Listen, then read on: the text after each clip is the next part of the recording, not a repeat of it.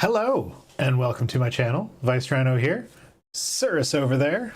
I have a ham sandwich. I am glad you have meat. I'm glad I have meat, too. I hope nothing bad ever happens to my meat. Foreshadowing. By the end of the stream, one of us will be castrated. Live castration, Cam. Considering I basically already have been. Not fair. Yeah, so guess what? What's up? So I announced on my video this past week that I am working on a project that is quite a bit bigger than my normal thing. And I've been wanting to do this for a while. I've been kind of semi-working on it since like December. And it's already morphed from what my initial plan was. And then I realized that I am going to Europe with one of my kids. And if I do some recording in Germany, I can make it a tax deduction. But True. all that aside, I was like, you know what? I could use some, like, with what I want to do with this, I could use some extra equipment. And it's stuff that, like, I don't need any of this stuff, so I don't want to spend money on this stuff. So I'm like, I'll throw together a wish list and see what people want to get for me. And they got almost everything on the goddamn wish list already. Huh. So, like, I'm using my brand new, not dunked in soy milk microphone tonight. I promise I'll take better care of these ones. But yeah, no, there's someone that, well, it was crowdfunded, so a bunch of people sent in a bunch of donations to get a gimbal. I love those. I have one. People are going to regret sending me expensive equipment because I had a gimbal that was for my cell phone. It lasted me one trip, and it ended up in salt water and didn't work anymore. Oh, John Hopkins, thank you for... Why are you like this? I don't know. Thank you for gifting 5 community memberships on the YouTube side of things. So yeah, anyway, I was all excited about because I like went to the trouble of setting up a Throne notification thing. So if you go to throne.com/vicerhino and donate something to one of the items that's left, then a notification will show up. But yeah, most everything is... I actually... I got the same number of presents on my kid's birthday as my kid got. So it was my kid's birthday on Monday. And you somehow found yourself in a card shop that day. Yeah. Okay. I guess I got to tell that story. So I walked into a card shop, getting cards for my kid because, you know, when you're into Magic and you don't know what to get a kid for their birthday, then Magic it is. As soon as I open the door, these 2 people are just screaming at each other. I'm like, oh my God, what am I walking into? And I look over, and it's the cashier and one of the customers are just yelling at each other about, like, one of them was like, the Final Fantasy VII Magic decks are, like, they're just reskinning useless cards to try and trick people who don't really like Magic into buying Magic stuff. It's just a cash grab. It's useless. They shouldn't do that sort of thing. Whereas the guy behind the counter was defending it and defending it very vigorously and loudly, and they were yelling at each other. And so I just walked up to the counter and I was like, so when do you think you're going to have the SpongeBob decks in? And yeah, the looks on their face were priceless. So, I'm going to be honest, I would have liked to have been in that conversation because I like being in confrontational nerd conversations because it's not hard to be right in them, especially if you've spent a lot of time with, like, a fuck ton of data. So I could just sit there in the conversation and go, all right, so I have a question. How many commander decks are made of just reskinned cards? How many commander precons are built with those? Every one of them. Cool. How many of them, how many new cards are designed per commander deck? 10. Cool. How many new cards are designed per Final Fantasy commander deck? 10. Cool. So are we of the opinion that every commander precon is a bad purchase because it's all reprints? Is that the hill we're dying on? I'm willing to have that conversation because that's the conversation you're having. Yeah. But I was just looking to stir up some shit. Because I know the SpongeBob cards are controversial. yeah, people are not. So the SpongeBob stuff, Magic players made fun of all of the new like Universes Beyond things, going, oh, when are we going to get the SpongeBob set, as a joke? And then I guess Wizards heard that and said, okay, sure, we got you. It's like Morbius all over again. Morbin time. I loved when he said that in the movie. I saw it the second time in theater so I could watch him say it again. Oh, I can't believe how hard the studios got trolled with Morbius. People don't really like this movie. I'm sorry. I still haven't seen it.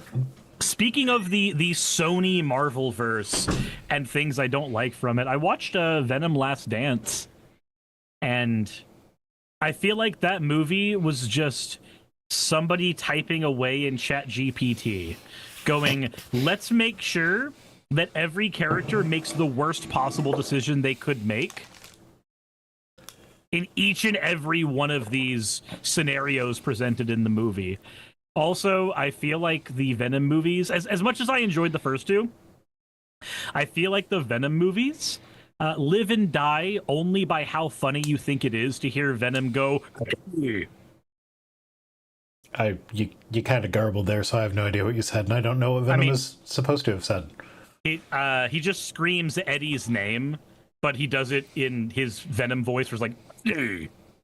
It sounds like he's fucking Double D, or not Double D, but Ed from Ed, Edd n Eddy. Okay. Well, speaking of media, I finished Avatar. Cool. How'd you enjoy it?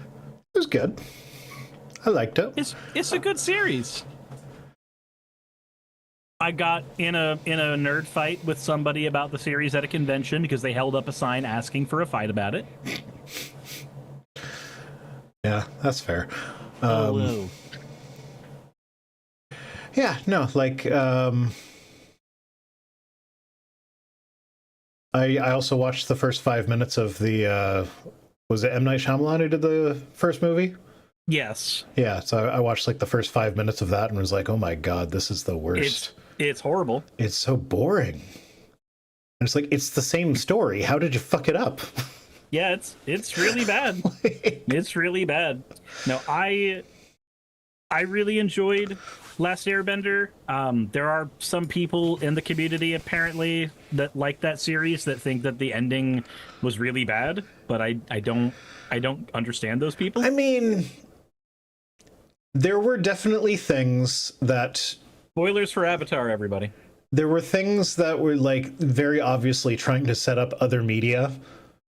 Mm-hmm. And so like immediately, like my partner and I turned to each other and like, okay, so what happened to his mom? They're clearly leaving a cliffhanger there. Is there like a comic book that they set up? And yes, there was a comic book where it explains what happened to his mom. And I read Zuko's mom. Yeah, I read the synopsis, and what happened to Zuko's mom sounds really dumb. Yeah, so I'm glad they didn't cover that in the show. Mark Fernkoff says the artwork on Doctor Who Magic Decks was so good it almost got me into Magic. That's saying a lot. New episodes start Saturday morning at 2 a.m. Also uwu. But yeah, no, there were a few things like that where it's like, okay, clearly they're setting something up. Yeah. I will say, for me, a thing I enjoyed about the series is that it's... So I like shonen series, and Avatar is very much an American-made shonen series from top to bottom. And there's a hallmark of shonen that Avatar did to a degree, but it did not go like full sail with it until the comic books. One of the main things that happens in shonen is that you usually don't kill your villains. You usually have to repurpose them in some way. 9 times out of 10, this is the villains joining the hero's team. They see the light, usually because the hero does incredible violence to them, and that changes their mind. Shonen's a strange world, but that is usually what happens. To be like, Zuko switching sides was telegraphed right from the get-go. Like, that was not a surprise at all. I don't know if it was supposed to be a surprise, but... But, like, the only character that truly does a side switch in that series, aside from, like, this character was kind of an asshole and then became less of an asshole, is Zuko. And I'm happy that they didn't do it to everybody, especially... In the series, they never fix Azula. She couldn't be fixed in the series. I know she's just in a cell now. I know that her mental health gets better as she gets older, because the comics cover that a little bit, where like Azula does reform a bit. Mainly, she just stops being as psychotic.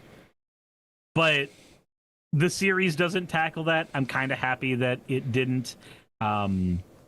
Also, the method of dealing with Ozai. I'm 50-50 on it. I kind of feel like Ozai didn't need to live anymore. So I get what they were going for, but there were a few problems with that. Is that, first off, Aang absolutely killed some motherfuckers in season 2. No, season 1. Yeah. So like the fact that he gets up there and he's like, I have never used my powers to kill anyone. Like, I watched you turn into a kaiju and toss a bunch of guys off ships in the middle of a frozen wasteland. There's no way they survived that. Yeah. So yeah, no, you can't be pulling the pacifist thing now after killing all the minions. And it also, like, the giant turtle lion thing, it was very, very Deus Ex Machina, came out of nowhere suddenly. Here's another option. Yeah, so the turtle lion thing doesn't bother me too much, because that gets expounded upon a lot in Legend of Korra. Okay. Yeah, but I didn't watch Legend of Korra. I watched the show that I watched. If it's not going to be expounded on in that show. Yeah, no, I understand. It's very much I've seen the sequel show and therefore, which doesn't excuse it happening in the original show. My issue isn't that Aang removed Ozai's bending in the end, and that was like the solution to the problems. My problem is that Ozai's power never came from his bending. Ozai's power came from his political charisma. Like, it came from the fact that he was able to convince an entire nation of people. The fact that Zuko could suddenly be Fire Lord with zero pushback just didn't really. It means there's a deeper problem time, in the Fire Nation. At the same time, though, I understand, because, like, ultimately, we are combing through what is supposed to be children's media. This is a show for kids. And yes, it's made to be enjoyable by adults as well. But ultimately, the target demographic are kids. So it's okay if they have things that seem kind of... what's it called?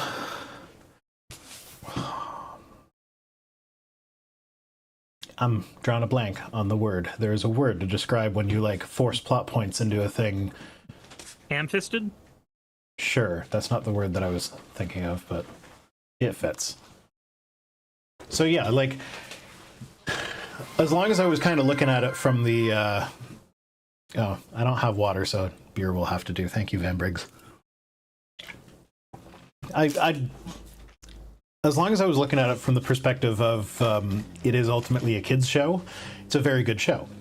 But if you try and pretend like it's supposed to be this serious adult show, then it's like, no. It's like they go from, like, straight up killing motherfuckers to goofing off and complaining about how hungry they are in like 2 seconds. I mean, so to be fair, I don't look at it as a kid's show because I feel like that's the common refrain when it comes to children's media. Fennec, but you clearly have not been timing things properly. This is not the longest aside. There have been nights when we have not started the news until 9:30. True. How's it going, Ravi? But I would say that if I worked up an appetite killing a bunch of dudes, I'd complain about being hungry afterwards. That adrenaline's going to wear off after a bit. Just from my perspective. But I guess it's also the fact that I've grown up on a lot of shows that do those kinds of asides for the characters. They've gone through this really big event, and now that the characters are in cooldown mode, it's time to complain about mundane problems. And that's a common theme in a lot of anime, which Avatar is definitely trying to emulate. There's no ifs, ands, or buts on whether Avatar is trying to be an American anime. It 100% is. Well, yeah. That shit even runs at 12 FPS like an anime. And it... Fun fact, the one thing that stopped me from watching Avatar for years was the frame rate. And I'm not even lying. That's funny because when they... For the big final battle, when they busted out the computer graphics for the blimps at the end, and you could see the frame rate drop from what it was before. Yeah. It's just like, oh, they did not have the money to render all of their normal 12 frames. That went down to 6. Yeah. And as I've gotten older, I've learned to appreciate stuff that just does not run the way that I'm expecting it to. I probably wouldn't have even noticed the frame rate drop as a kid. Yeah, as a kid, I probably wouldn't have noticed it, but like Avatar came out, let's see, what was it, 2008? I think 2004. So like was it 2004?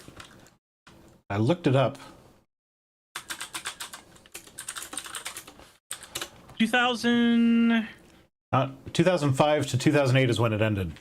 Okay, 2008 is when it ended. So I did not personally watch Airbender when I was in high school. I should have, because like that came out. I know what it was. I wasn't a Nickelodeon kid. I was a Cartoon Network kid. And 2004 was when 2004 to 2005 is when I stopped watching TV.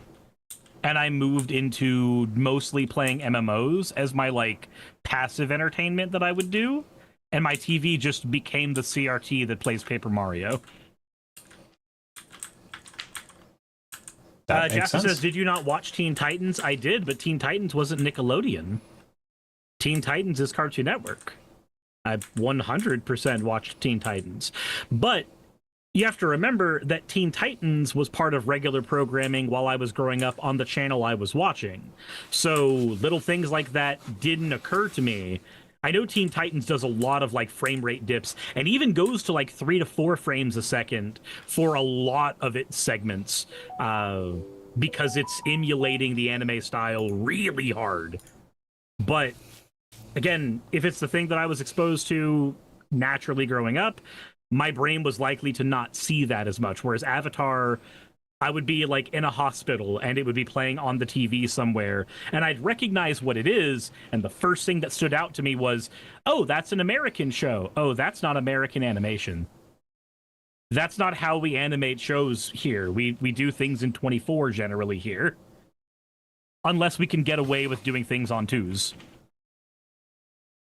Yeah. And Fennec says 20-year-olds look like kids to me. That's because they are kids, Fennec. Yeah, If you're 20 years old, you are a child. 20-year-olds are people who have just enough experience in the adult world to feel overconfident with their experience in the adult world or overwhelmed. And there is no in between. You are one of the two. Mm-hmm. All right. Shall we get on to some news? I mean, I was enjoying the nerd conversation far more than any news we could talk about, but sure. You don't want to hear about how the TSA is shooting us all with gay beams? Bring it on. Winston? Why is it named Winston? It just is. Okay. She's naming her plants. And she's, Oh, okay. So one we're is named naming one of the Winston. plants the super intelligent gorilla from Overwatch? Okay. Neither of us know anything about Overwatch, so no. We're naming him after the incredibly xenophobic British leader? Probably not. I mean, if she did that as like an insult to him, that would be funny because the plant that she showed, it's kind of small and scrimpy and looks like it needs some extra love in order to make it through. So, yeah, if she did name it after him, that would be hilarious because it just doesn't fit. Why is it that when I look up Winston and I see the Winston from Overwatch, the first question on here in people what Overwatch character is Mexican? Okay, sure, why not? So, yeah, so me, I misread Winston as Winton, which is a character in Bluey.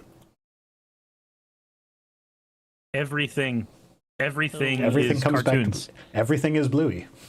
Yeah, including the chair. Ravi subscribed for 17 months. Thank you, Ravi.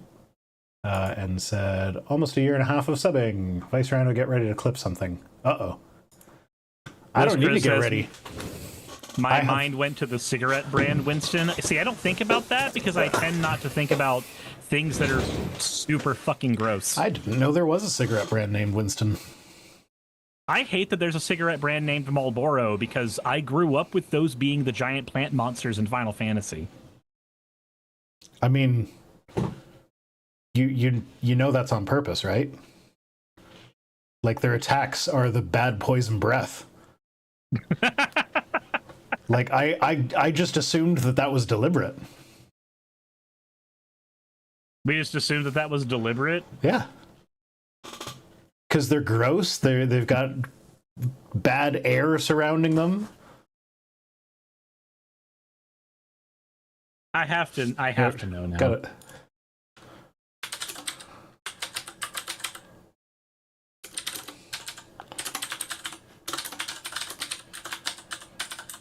Are you looking it up too? Or? I was looking it up as well. Yeah.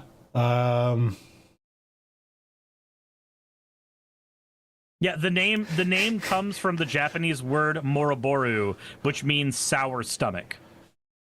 Well, which is what they have. Okay, but I got to Reddit, and the first response to the question of whether it's a reference to the cigarettes was, warning, smoking may cause confusion, slowness, drowsiness, poison, and in some cases turning into a frog. Okay. Fair enough. Fair enough. Hey, I'm just Curses Final Fantasy has sidetracked us again. I'm just fucking happy that you finally like referenced some game or media or whatever, and I actually got the reference right away. You know, that's fair. Anyway, we're going to wax lyrical about the different ways in which Banjo-Tooie is not better than the original Banjo-Kazooie. I literally have Banjo-Tooie pulled up to play after we're done with this, so. Okay. I never really played either of them. Do you like platformers? Yes, you do. You played Hollow Knight. Okay, yeah, but Cirrus, I'm so fucking particular with which ones I like, and I don't even know which ones tickle my fancy and not. Like, Cuphead apparently is fantastic. I have no desire to play it. I don't know why, just like looking at it is just like, no, that doesn't look like a game that I want to play. Well, because Cuphead's a hell game. Like, it's a rage game. That's all it is. That's what it was designed to be.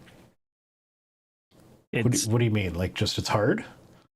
Yeah, the point of Cuphead is to be a balls-to-the-wall hard experience that is very short, like an hour and 10 minutes long, but... No, that doesn't bother me. Makes your balls hurt. That doesn't bother me. Right, I'm just saying that, okay, so what you... The games that I've seen you enjoy, especially Hollow Knight, that's a Metroidvania platformer. You like exploration, you like games with deep systems, you like games that... No, I don't like the deep systems. It depends what you mean by a deep system. So almost every Metroidvania has a very deep system, and the system is exploration. It's a thing that people who are ADHD or have autism tend to latch onto because it takes a simple concept and allows your brain to explore that simple concept for a really, really long time. Okay, so when you said deep system, I was thinking of that thing in modern games where like you've got like the skill tree and you have to choose. No. Like if you choose bloat. the wrong one, it locks other ones out and stuff. I fucking hate that nonsense. No, that's just bad bloat. That's just really, really bad bloat. And crafting in games, like, oh, you have to make your weapon. No, just fucking give me the weapon. Yeah, I know. Like what? I hate that. I hate that shit as well. No, so crafting is completely antithetical to this concept because what a crafting system does is it gives you a large system, not a deep system, but a large system, something that is overwhelming and requires you to learn a lot in order to get a little bit done. By contrast, a deep system like what you find in most Metroidvanias or even in card games is something that is really simple on the surface. You only have to know a little bit to execute stuff, and then the further you play around with the system, the more things you learn about it, and the more it opens up to you. Most platformers tend to have some kind of form of this with like micro movements. Oh, I can tap A to jump. Oh, I can wall jump. That's two things. But there's 15 billion things speedrunners find that you can do with just those two things that expands what's possible in that game. Also, Growlithe is complaining early. I'm going to let her out and then we get to the news. Okay. Yeah. No, that's just that actually makes a lot of sense because like that's one of the things I like about Hollow Knight is that like the control scheme is easy. Like one of the things that put me I bought a PlayStation 4 and that was one of the biggest wastes of money of my life because I've barely ever played that because most of the games that I got for it, it was like there was just way too much. It's like it's not just like this is your attack, this is your defense, this is your jump or whatever. It's like this is this attack, and if you modify it this way, then you can do a different attack, and then you can do a different attack, and you like there's so many different attacks. I was like, I'm never going to remember all this. I need to be able to remember what the fuck I'm doing. So yeah, Hollow Knight appealed to me because it's just a very simple command set. And yeah, I don't really do speedrun skips. But even then, like even other Metroidvanias, though, I don't really get into them like I have with Hollow Knight. Like I've never played Metroid. I tried Metroid, but it just didn't tickle me.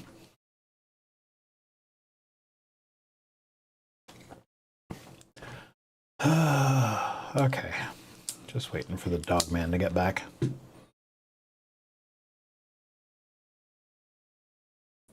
Same problem with Street Fighter. This is the reason why fighting games I play is Smash, or why the only fighting game you play is Smash. Is that because Smash is just button mashing and nothing else? Because I have yet to figure out how to do anything in Super Smash. Super Smash Brothers? Is that what you're talking about? I don't know. Have I tried Ori and the Dark Forest? I played one of the Ori games. Okay. I did beat it, but it did not capture me the same way Hollow Knight did. I am back. Hi, back. I exist. I'm Vice Rhino. Fair enough. I believe you. Well, you shouldn't, because that's my persona is a lie. Oh, well, that's entirely fair. But after all, aren't all of our personas lies? Aren't the masks we put in front of our friends and family just little lies we tell about that version of ourselves? I am a series of masks covering something long dead. It feels like a quote from something, but it's also very true for anybody past 25. I don't remember what it's from, but it struck a chord with me.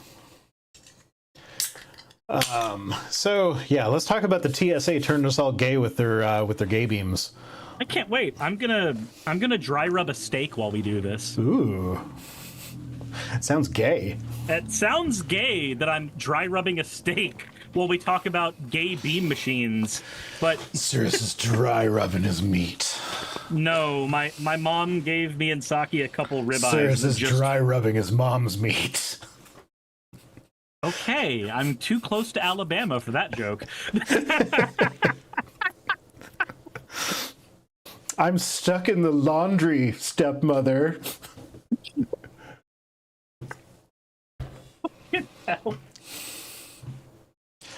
Anyway, so there was a right-wing hate preacher. Wait, hold on. We started out with a right-wing hate preacher and gay beams. Oh, this is already fantastic. Yeah, no, he's flying to Florida. Okay, a thing you should I'm probably not allowed to use but... the creeper voice. What about this voice? You've been a bad girl. I know you'd like that one. Is like a strong word for how we feel about Tucker Carlson? Maybe. I mean, I've got worse people on my soundboard. Everything's computer. So I'd say Trump is worse than Tucker. Do you think Trump is worse than Tucker? Yes. Okay. It's weird. I don't know if I dislike the politicians who do the bad things or the pundits who enable them and filter their propaganda the most. I don't know which one I hate more. So yeah, no, they both play off each other for sure.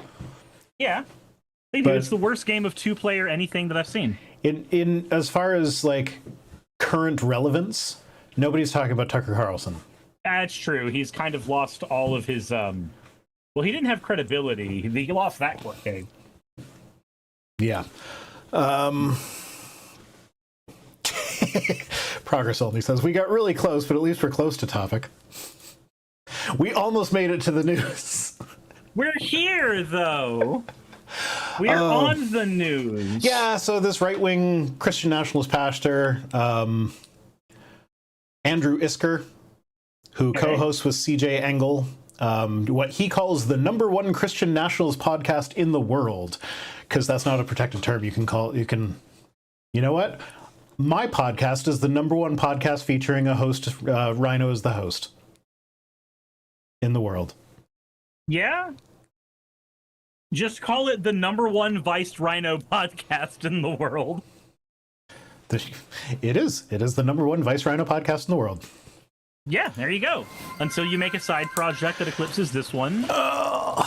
New hat. Let's go, Gary. Gary hat.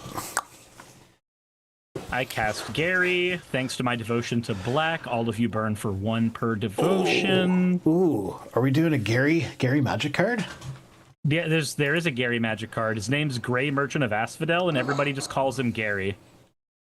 But is he fabulous like my Gary? I mean, let's be honest.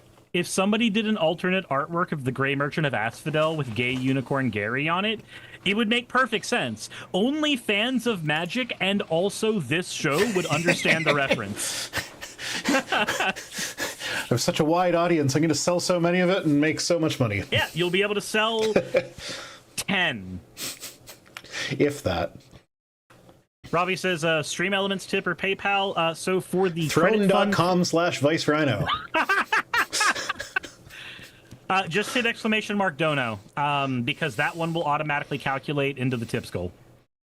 I have that set up to automatically go. I actually, in my Friday video coming up, I was like, oh, our sponsor today is you, hopefully, if you give me money or whatever. And I end it by saying, go to throne.fuck/cum.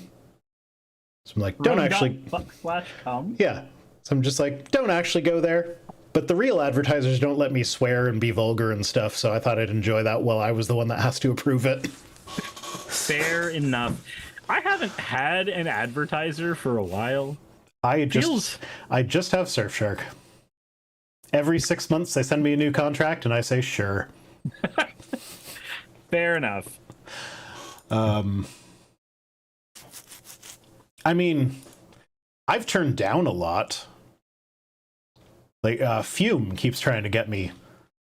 There's things that you like breathe flavored air to stop smoking. Except like when I looked into it, it's like very, very dubious whether or not it actually is helpful at all. And I'm like, I don't want to be selling a product that is supposed to help people quit like do something so important like quitting smoking that is actually just snake oil. Like, Yeah, you'd like no. it to actually be backed up by data. Katini says no more Playground. Oh, so I still have my sponsorships from DDLG Playground and Wraith. Those haven't disappeared. It's more of the I haven't grabbed a contracted sponsor that is, we're going to pay you X amount of dollars now. I have affiliate links still. I have those. So, Raid Shadow Legends. I turned them down ages ago, and I haven't seen anything from them since. So I don't know if they just didn't bother with me anymore after that, or what. But they would need to offer me at least half of what they offered the Golden Bolt, and I'm not able to disclose how much they offered the Golden Bolt. But I know the number, and Raid knows the number. Call me. Lord of Uzclax says, ground news too big to bother with you now? No. We parted ways. It was kind of mutual, I think, because I'm not the most pleasant person to deal with, because I don't like being told that I have to do things. So, like, even Surfshark saying, like, oh, you have to say the URL and display it on the screen, and you have to do it like this, whatever, and you have to use this specific asset. Like, that bothers me, but I do it anyways because I understand whatever. It's their marketing experts. I'm just here to cash the check for that portion of the video. But for ground news, there was too much of like, oh, it has to flow naturally from your actual video, and I don't know. I was pushing back and they were pushing back, and it was just like, no, they were too difficult for me to deal with, and I was probably too difficult for them to deal with. So we just kind of mutually were like, okay, no more, we're done. Also, I just received, I have to move this immediately into the savings account for paying the credit stuff. Give me just 1 second. Okay. Ravalern just dropped, it came out to $482. Ooh, nice. I know that the amount that he donated was technically $500, so now I'm forced at Money Point, because this pays my bills. Oh, woo. Oh, woo. And also, oh, whoa, whoa, whoa, whoa, whoa, whoa, whoa, whoa. You fucking ooh slut. It's not. You ooh whore. It is a thing that I am having to do for survival. Shut the fuck up. Also, sidebar, and definitely not. God, it sounds wrong to say this afterwards, but tomorrow I'm likely gonna have Katie Montgomery on. Yeah. And we're gonna be talking about a study that was recently published that had interviews with trans people that said that trans people who involve themselves in the adult industry usually do it for survival.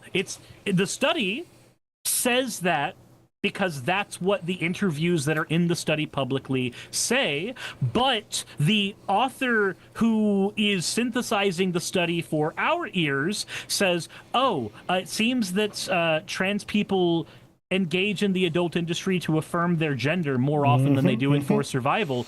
And that's not what's in the fucking study! I saw her posting about that on Blue Sky. Yep, So, I wanted to cover it, and then I just said on a whim, you know what, fuck it. Katie's obviously mad about this too, and she probably knows more about this than I do. Absolutely. I'm gonna contact her and see if she wants to come on and talk about this, so I have somebody with far more expertise than me talking about it. And she said that she'd be willing to when she's done playing Pokemon tomorrow. So when she's done, she's a card game fanatic like I am. So when she's done at her Pokemon tournament, she's likely going to be coming on stream if nothing breaks down in communication. AKA time zone shenanigans. Yep, that's why I was trying to do the UK to normal person time zone. As here. someone who has had Katie on my channel, I know how annoying it is to try and coordinate things with UK people. Yep. God, they took over most of the world once, and they couldn't fix the fucking time thing while they were at it. Australia was Useless. the worst, though. I had Nervardia on my channel years ago. And yeah, Australia's the worst. Anyway, so Andrew Isker, hate preacher, who co-hosts his podcast with CJ Engel, was going to Florida.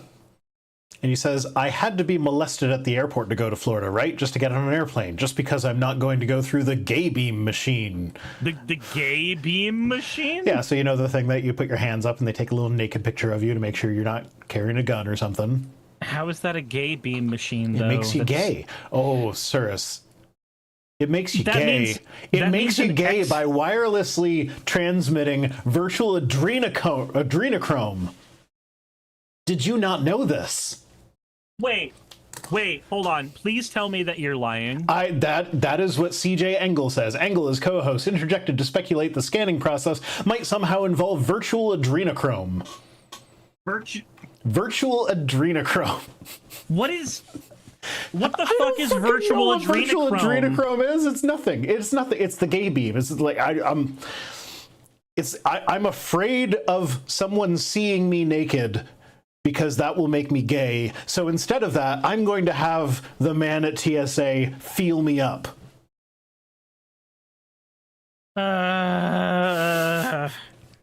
Also, Clueless Expert is also forcing me to say, ooh, woo. Again, I thank you very, very much. I've just gotten the notification that I have to transfer another bit over. Stop fucking balls! Oh, woo. You've been a bad little girl and you're getting a vigorous spanking right now. And this entire time, I am just messing with meat, and it doesn't make it any better. Is there virtual adrenochrome in your meat? I mean, there's some red stuff, but I think that's just meat juices. Oh, love me some meat juices. I'm just at the point where I'm trying to pat down all the moisture so I can get it nice and dry to apply the rub. So I can rub down my meat while I'm in a stream with Vice Rhino. Okay, me sure. and Gary are irresistible. I guess I'm just happy that I'm halfway through the Micro Center payoff thing. I'm happy about that. That makes me happy. I don't know what that means. So, I let chat know this as well. So last year when finances got really, really bad and we couldn't really recover, we were having to use credit to take care of a lot of things like food and gas and pretty much everything. You know, the reason that, like, I do budget decks is because of me, right? Like, the reason that I've talked about doing budget decks for so long is because for so long, that's how I've had to play Magic. But anyway, when my video card started going on the fritz and it caused streams to just shut down repeatedly over and over again, chat funded various computer parts to take care of my machine. Then I got a choice, basically. Do I pay some of these bills that I have with what chat's money was, or do I do the thing where I don't use the money that chat gave me for the stuff that it's supposed to go to? The decision ended up being, obviously the computer parts need to go into my machine because they paid for it, period. So I put the computer parts on credit so that I could pay bills off credit. Because we were still in the situation where that was all happening. That was the way to get bills and food taken care of at the same time. Yeah. So now I am on the other end of that, trying to fix that previous problem. Yeah, so that's one of the perks of being a YouTuber is that occasionally you can do stuff like that, where like you can have higher end equipment than you can afford yourself just sent to you by people who care about what you do. Yeah, I appreciate it greatly. That's why I also wanted to be honest with my chat about why the situation happened the way it did. Yeah. Hey, here's the reason why I have these things. The computer parts are here. I have them in the machine. Yeah, I mean, like, financially, if it was up to me, ain't no fucking way I would have bought this thing. Oh, the gimbal? Yeah, this thing is fucking overkill for what I need. And it's the cheap version. I felt bad adding the cheap version because it was... because it's so overkill for me. But like, look, the only reason that I have my gimbal is because when I had that whole mental breakdown, my the director for the video game I was voicing for sent me my payment early. Originally, it was the contract was I'd get paid based on sales of the game and stuff. Sent me payment early so that I could take time off. But one of the prerequisites of here's your payment is I need you to find other healthier ways that you can monetize your content to survive. And so one of the investments I made was in a gimbal so that I could do more stuff on the Magic the Gathering channel that required me to be in real life.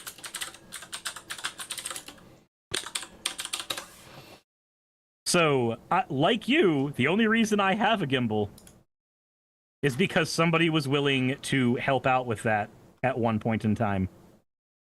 Otherwise, I would have kept telling myself, why would I need this thing to hold my phone? I can hold my phone. my phone has image stabilization on it. That's enough. Yeah. Does your gimbal also have a tripod on it? Yes, it's got a crappy little. Yeah, the little fold out thing at the bottom. But it's got a 1/4-inch thing on the bottom, so I can stick it on a real tripod if I wanted to. Yep. Okay. But also, our gimbals are. If your gimbal's good enough, does your tripod need to be good? Man, it The sounds answer like to we're that talking question about is penises. yes. Yeah, ideally you want a good tripod and a good gimbal, and the tripod is more important, I would say.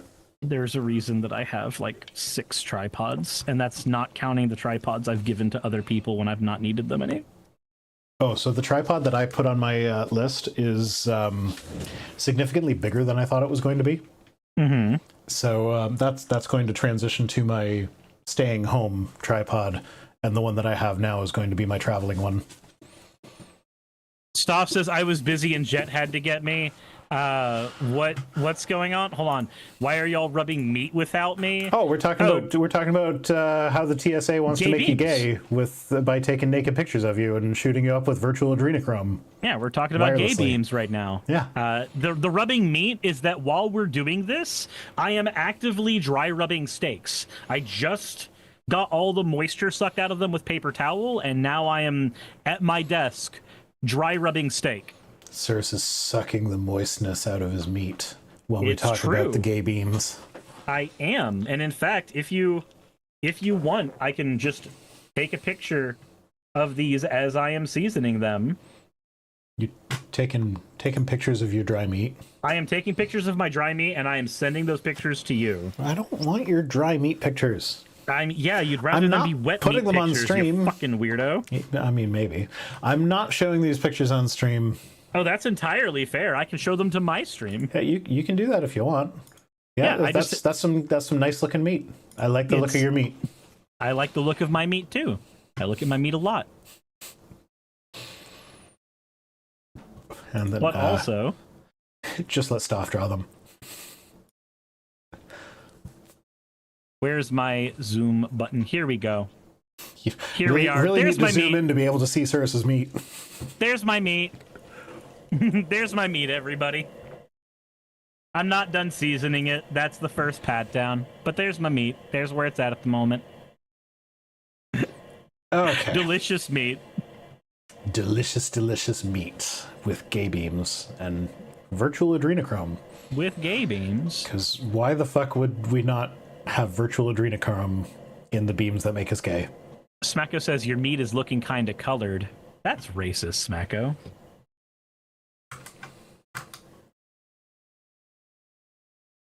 So my partner made fun of me for being white because she's got the the Jamaican patties that you can get. Jamaican patties? Yeah. What is a Jamaican patty? It's like a mincemeat patty with seasoning in it. Oh, okay. It's like the... Okay. I've never had it, but I know what you're talking about now. Yeah, so it's not just Jamaican, but they're always sold as Jamaican. But she grabbed some of the crappy frozen ones We had them for dinner tonight, and as I was eating, I was like, "Oh, I remember these. These were our poor times food when I was young and poor." And she was like, "Oh no, that's just because you're white and you don't appreciate good food, even though it's cheap." It's not what she actually said. She said something much cleverer than that. But I'm not good at telling stories, which is why I am a live streamer. Y'all fuckers don't know how to season your food. I say this as a white person who doesn't know how to season my food. It's actually kind of weird because the meat is so low quality. At least in the like crappy frozen ones. Like if you go to the Caribbean and you get an actual patty from the Caribbean, it's fucking amazing. But these frozen grocery store ones, like the meat is so low quality, but at the same time, like they have added seasoning to it to try and make up for the low quality meat. So it's like this weird combination of like, it's bland but spicy. You like, have the idea of spice. No, because it actually is a little bit spicy, but like it's bland at the same time. So it's like, I don't know how you managed to achieve bland but seasoned and spicy, but you did it. Rose Star, thank you for redeeming your points for an whoa. Sorry I missed that earlier. I was looking at meat. We have the concept of the spice. He was busy with the... Whoa. Yes, that's where I was at. I'm sure, yep. Okay, moving on. This item was sent to me by my anonymous source. Trump's dictator-style birthday parade will cost taxpayer millions. I saw this. This makes me kind of upset. I mean, it's not a sure thing that he is going to do it. He's just floating the idea the same as he did it in his first term. But it's just one of those things where, like, the obsession with government efficiency and cutting costs and cutting spending. We got to save the American taxpayers as much money as we can by cutting essential services instead of the fucking military, But we need to spend $92 million on a parade. Yeah. It's like we're spending almost $100 million on this parade. Meanwhile, Doge is like, hey, we saved you guys $8 million. $8 million is a lot. We'll add a couple of more zeros onto that and we'll pretend it was $8 billion. Ravi says, big no shit there. You know, it's funny. One of the seasonings on this steak is literally called no shit from Big Cock Ranch. I should hope there's no shit in your seasoning. Well, no, I have a seasoning called special shit, a seasoning called no shit, and back there I'm not sure I want special shit on my steak. Let's see here. I've got good shit and aw shit. I'm not eating at your house. I would like less shit on my food. You want less shit on your food? I would like there to be zero shit on my food, ideally. Well, unfortunately, eating at my house is going to have to wait until after the Trump term anyway. Yeah, no, I ain't come down there. I ain't coming down there anytime soon. There's been too many people from like the UK and Canada who've just been arrested just fucking randomly at this point. It's scary. Yeah, there's official, like, we haven't issued a travel advisory yet, but there have been several Canadian government officials that have, like, provided instructions of, like, okay, well, first off, we recommend you don't go to the States, but if you have to go to the States, this is what we recommend you do. And they've been, just straight up recommending burner phones and shit. Yeah, the kind of stuff that you only recommend when you're going to, like... Yeah, because they're saying, like, oh, the border guards are getting a bit more aggressive. They might actually, like, if you have a phone, they might actually request that you let them look through it. And if you don't let them look through it, you're going to be denied entry. And recently being denied entry can mean being shipped to El Salvador. Yeah. So it's not just as easy as turn around to go home. So, like, if you have ever said anything against the Trump regime on social media or whatever, just don't bring that phone. Bring a burner phone. Don't bring your laptop, and if you do have to bring a laptop, make sure it's got none of your real accounts on it. So, like, that's some pretty extreme measures that are being recommended by our official government leaders. These are also the measures, not for nothing. These are also the measures that are usually suggested if you are part of a minority group and you are going to a protest. Mm-hmm. These are typically I'd say anyone going to a protest at this point. I wouldn't say anyone going to a protest personally, but then again, I'm working off of more observed experience than lived experience. But I still am a big believer in throwing around my white privilege. Yeah. At the same time, if you do go to a protest, don't post pictures where people's faces are visible. No, don't. You can cause people to lose their jobs. You can do all kinds of shit. People are legally allowed to protest, but most states are at-will employment states, and you can cost people their livelihoods. And also, our administration is trying to get people arrested for shit that is legal to do anyway. Fennec is posting a link to the list of recommendations for if you're attending a protest. And so, ideally, you don't want to have a cell phone on you at all.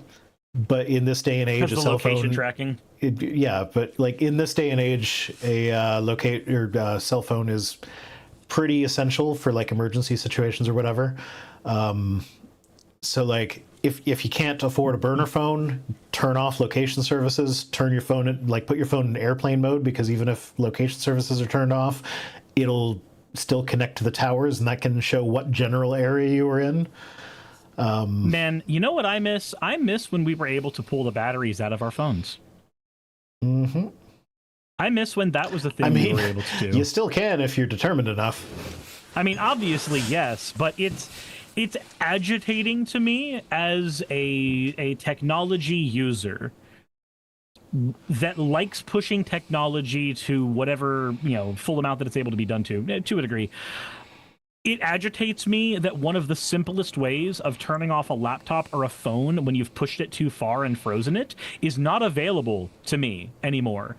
And just so happens that same simple method, ripping out your battery, is no longer an option for people who are protesting and could need to have their phone available to them.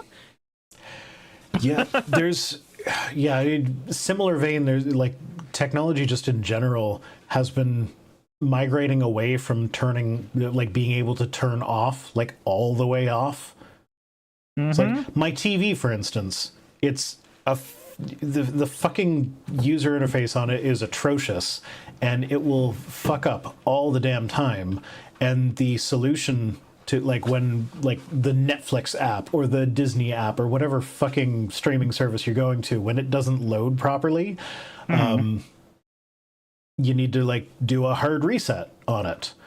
But if you just back out of the app, it doesn't close it all the way. And if you turn the TV off, it just goes to sleep, so everything's still running. So the way that you have to actually close the app is to unplug physically unplug the TV. Yep. That's the only way to do it. And it's why? Why does pushing the power button not turn it all the way off? I want it all the way off. I don't need you to be using my electricity while I'm not using you. So at the end of the day, the culprit is very likely capitalism. And I have a fun story to elucidate this. So, Richard Carrier had a housewarming party recently, and me, John, and Casey, and a bunch of others were in attendance. So, while I'm there, I mentioned John and Casey specifically because while I'm at Richard Carrier's house, we are talking about Topgolf because Godless Engineer made a big thing about wanting to go to do Topgolf. I did not go because it was a thing that happened the day before I got there, and that is all that matters about the story. Now, when I get home, me and Saki are watching Disney Plus, and I have the cheapo Disney subscription that has advertisements. And wouldn't you fucking know it, half of my advertisements are about Topgolf. Never once did I tell Saki about the Topgolf conversation until about the 5th fucking Topgolf advertisement that we got. My smart TVs were not with me at another person's house an hour away from where I live. No, they're buying that data from one of the apps you have installed on your phone. And it happened within 24 goddamn hours. Mm-hmm. Paige Wilder OO says the solution power strips. So I actually use these guys. They're smart outlets. that you can connect them to Google and everything, but I have a Home Assistant server running where everything's handled locally. And so if I need to like actually physically turn something off rather than getting up and unplugging it, I can turn these guys off. Mm-hmm. And Home Assistant is a little bit finicky. It's harder to set up than Google Home. But like, hey, do I want Google knowing when I had friends who went top golfing just so that I can set a 4-minute timer without pushing a button? No. It's so agitating. I'm just sitting here like... Also, because when Saki and I got sick recently, we've had to order out food a lot because it's go find a food that's safe, that isn't going to use the little bit of energy reserves that we have. Most of the time it's been smoothies because that's the easiest thing to put on a stomach outside of soup. Mm-hmm. And so as a result, the other half of our advertisements have all been about restaurants. All of them have been about restaurants. And like that one, I at least understand. I don't like it, but I at least understand it. The Topgolf one throws me for a goddamn loop. The device that should have been listening to this wasn't there. Yeah, no, it's because data is the most valuable thing. Like that is the new currency, is data. We sold our data for convenience. And there's so many, like, if the product is free, you are the product.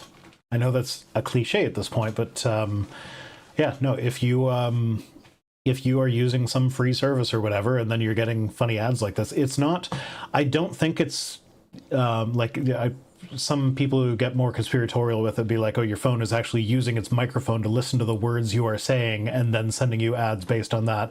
It's like, no, I don't think that's what they're doing, because they don't need to do that, because they can do because your location history is publicly available data. No, they're definitely doing that one, because again, the conversation, it was a conversation. We didn't go to a Topgolf. It was just a conversation that was had. That's not a conspiratorial thing. Yeah, but there's I'm sure there are other things that it can use. Maybe. I don't know. I'm not ruling it out. But I don't know. That seems like so much of an invasion that I feel like something there would be rules on the books against that. But like, what the fuck? Even our norms, like social norms at this point. Even if there are rules on the book against it, we have precedent that it doesn't matter. Precedent 1, the Patriot Act exists. Precedent 2, in general, companies that are large enough, and Google is large enough, and Apple is large enough, companies that are large enough will break the law if it makes them more money, because paying the fines for breaking the law... Oh no, I had to pay $100 million fine for the thing that made me $1 billion in profit. Yeah, like paying the fine costs them less than making the money off of our data. Fennec says, I swear I'm not a complete Luddite, but not everything in my house needs to be smart. I don't need my oven, washer, dryer, fridge, microwave, or toaster to be smart. I need to do the shit that I bought them for. I agree. I think my dishwasher could be connected to Wi-Fi if I wanted to. But why would you need your dishwasher connected to Wi-Fi? I don't know why I would want to. In my last house, the fridge was Wi-Fi enabled. But I never connected it to the Wi-Fi, because why would I want my fridge to be connected to the Wi-Fi? Why do I need my fridge to be online? Like, and I hear people talking all the time about how, like, this hypothetical future where you've got, like, the fridge is reading NFC tags of the stuff that's in it, so that, like, when you take something out, it can tell you that you need to buy more. Like, it'll add it to your grocery list or whatever. I'm like, okay, that sounds great and all, but it doesn't do that. It just, like, tells me what the temperature is inside, which a thermometer can also do. And, like, it's got a thermometer built in as well. Like, I don't need the fucking Wi-Fi for that. I do have a washer-dryer combo that is connected to the internet. And that one, I did actually connect to the Wi-Fi because there was supposed to be like you could download custom cycles or whatever for it. But then I didn't. And so now it's just sitting there being a security vulnerability for me because I never use any of the Wi-Fi features. Also, from an ex-Google employee who worked with the Android infrastructure, specifically in the advertising departments, while there is no person per se listening to your audio data, your Google Assistant is always listening for whenever you have activated it. People activate it all the time by accident. You can go into your Google account settings and listen to all of the times that you've accidentally enabled your Google Assistant and listen to the things that it's found. But because it's always listening for that, it's not very hard for a language learning model to extrapolate from there what to do. Yeah. This was from 3 years ago, so this is prior to the major prevalence of large learning language models as we understand them today. Drew Harrison says fridge is weird, but dishwasher makes sense. You can program it to run by an app. Yeah, but like, I don't understand why that would be necessary because like I have just if I'm loading up the I just put the dirty dishes in. I have to physically put the soap in. So like I program it to run by just pushing the buttons that are on it while I'm right in front of it. So I don't get why that would even be a convenience thing. And like if I need it to run not right now, it's got a delay start feature in the buttons on the face. I don't understand why that would need to be an app. And then people said like, oh, so I get a notification when it's done. It's like, okay, if I'm home, it beeps at me. And if I'm not home, then it'll be finished by the time I get home. Set dishwasher to run for 40 minutes. Set alarm on phone for 40 minutes. You've got the same experience. Well, I actually don't know how long my dishwasher takes to run, but maybe I'm weird in this. But the way I do my dishes is they get loaded up after dinner, and the dishwasher runs overnight. So like I don't care when it's done, because sometime in the middle of the night is when it's done, and the dishes are clean in the morning. See, I don't have a dishwasher, so this is all bougie shit to me. Yeah, it's the same thing. I've heard people talk about the dryer with the same thing, and it's like, okay. And I kind of get that because like there can be occasions when it's like, I've got clothes that if they sit there for a while, they're going to get wrinkly as shit. But if I get them now, I don't need to iron them. Okay, be nice to know immediately when it's done. But again, if I'm in the house, it beeps at me, and if I'm not in the house, I'm not going to rush home to get a shirt out of the thing to avoid ironing it, because that seems like more of a hassle than just ironing it. Also, all things considered, like, I don't see... What's the best way to put this? It feels like companies stopped trying to solve problems that consumers have a long time ago and have instead started inventing problems that a hypothetical consumer might have if it is explained to them how terribly inconvenient something very mundane is. Yeah, like at this point, the only reason my clothes washer is connected to the internet is because it's more of a hassle to disconnect it than to just leave it. Daniel Watson says Asmongold watched a dog killer play pretend Gestapo, yay based. Man, I already didn't like Asmongold, but every single thing he's done in the last week has made me want to just politely explain to him how dumb he is. I mean, I know what that's in reference to because that's in the tweets tonight. Oh boy! I mean, not Asmongold, but the rest of it. Like Asmongold, the only reason I know who Asmongold is because of Elon faking his Path of Exile account. Because I forget who it even was, but like someone else that I watch covered it, and they covered it by way of Asmongold's reaction to it. Oh, so you got the reactception. Yeah. Jassa says, "Hail Roach King." Do you know what that's in reference to? Jake. Probably not Jake, because I don't actually watch Jake. Don't tell him. I don't. It's okay. watch Cirrus either. I feel bad because I don't watch any of my friends. Yeah, no, I don't either. Not even Paulogia anymore. Paulogia was the last one that like I used to like click on every one of his videos as soon as it went up. But yeah, no, I just haven't recently. Yeah, like that's just. I feel like that's a really common theme that happens with a lot of us. I don't know why. I guess it's because we're already covering that anyway. We all do similar enough stuff that it's like, like, why would I watch this? I just spent all week doing the exact same thing myself. Yeah, what am I discovering out of this outside of this person's take? And if I want this person's take, I'm just gonna drop them a line. Someone redeemed a hydrate, and I'm all out of liquids. Daniel Watson says Asmongold's house has roaches. That's the reference.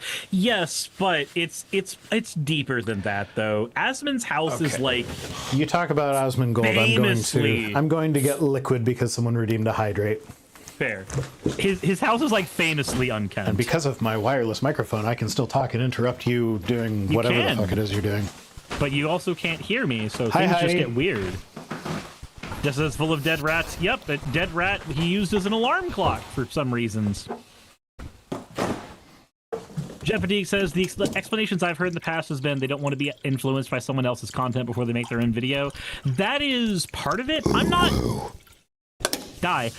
not super concerned with being influenced by somebody else's opinion on something, because, like, I've spent enough time disagreeing and arguing and sometimes even fighting with my friends about stuff like this, so I don't care too much about that part. You compare Asmongold's house to a den of Nurgle demons is an insult to Nurgle demons. I'm not super concerned that my opinion's going to be influenced by other creators. So, hydrate. And you heard nothing. Yeah, I heard I'm going to grab your boobs. And something about slapping. And she slapped my hand. Oh, okay. Yeah, that's fair. You didn't hear the ooh? I heard something that sounded approximate to something that you should die for, but I don't know if it was that word.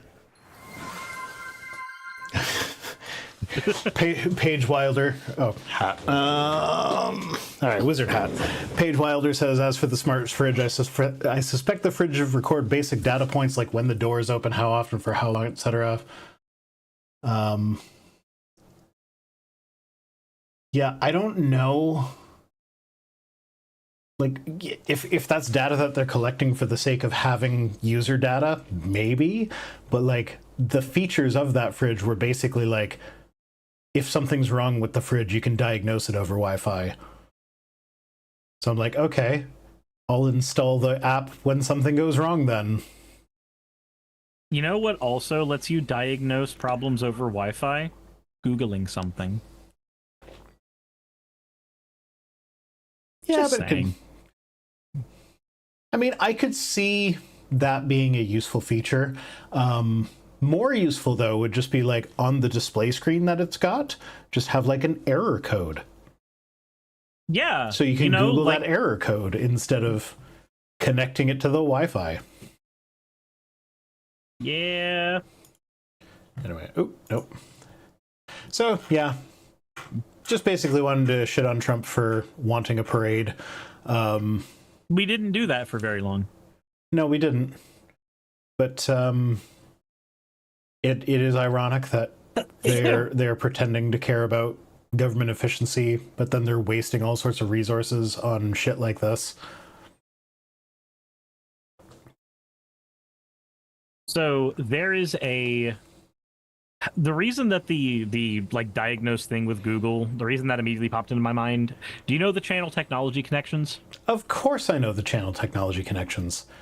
Okay. I accidentally made all the same choices as them when it comes to like my appliances and shit.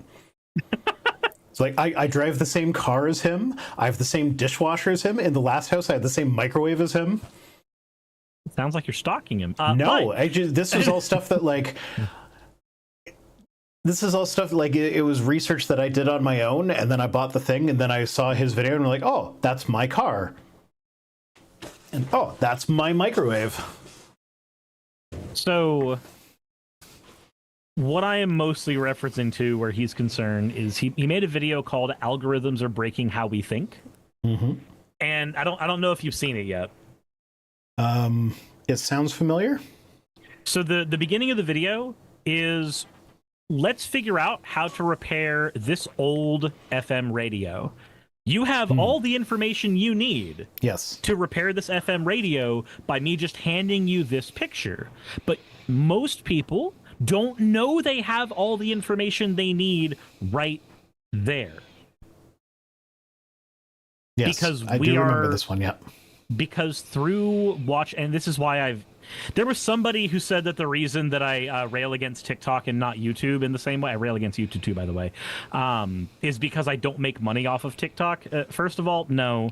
Secondly, the reason I rail against TikTok is a system that is exclusively short form content is algorithmically built to rot your brain, and not in the video games are going to rot your brain way that our parents told us. We actually have done studies now that link social media use and doom scrolling to dementia.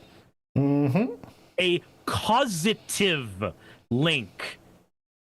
We have done enough analysis now to show that mindlessly consuming content, not just on smartphones, it doesn't matter how you're doing it, mindlessly consuming endlessly scrollable content literally prevents your brain from using its muscles that it's supposed to be using all the damn time for problem solving.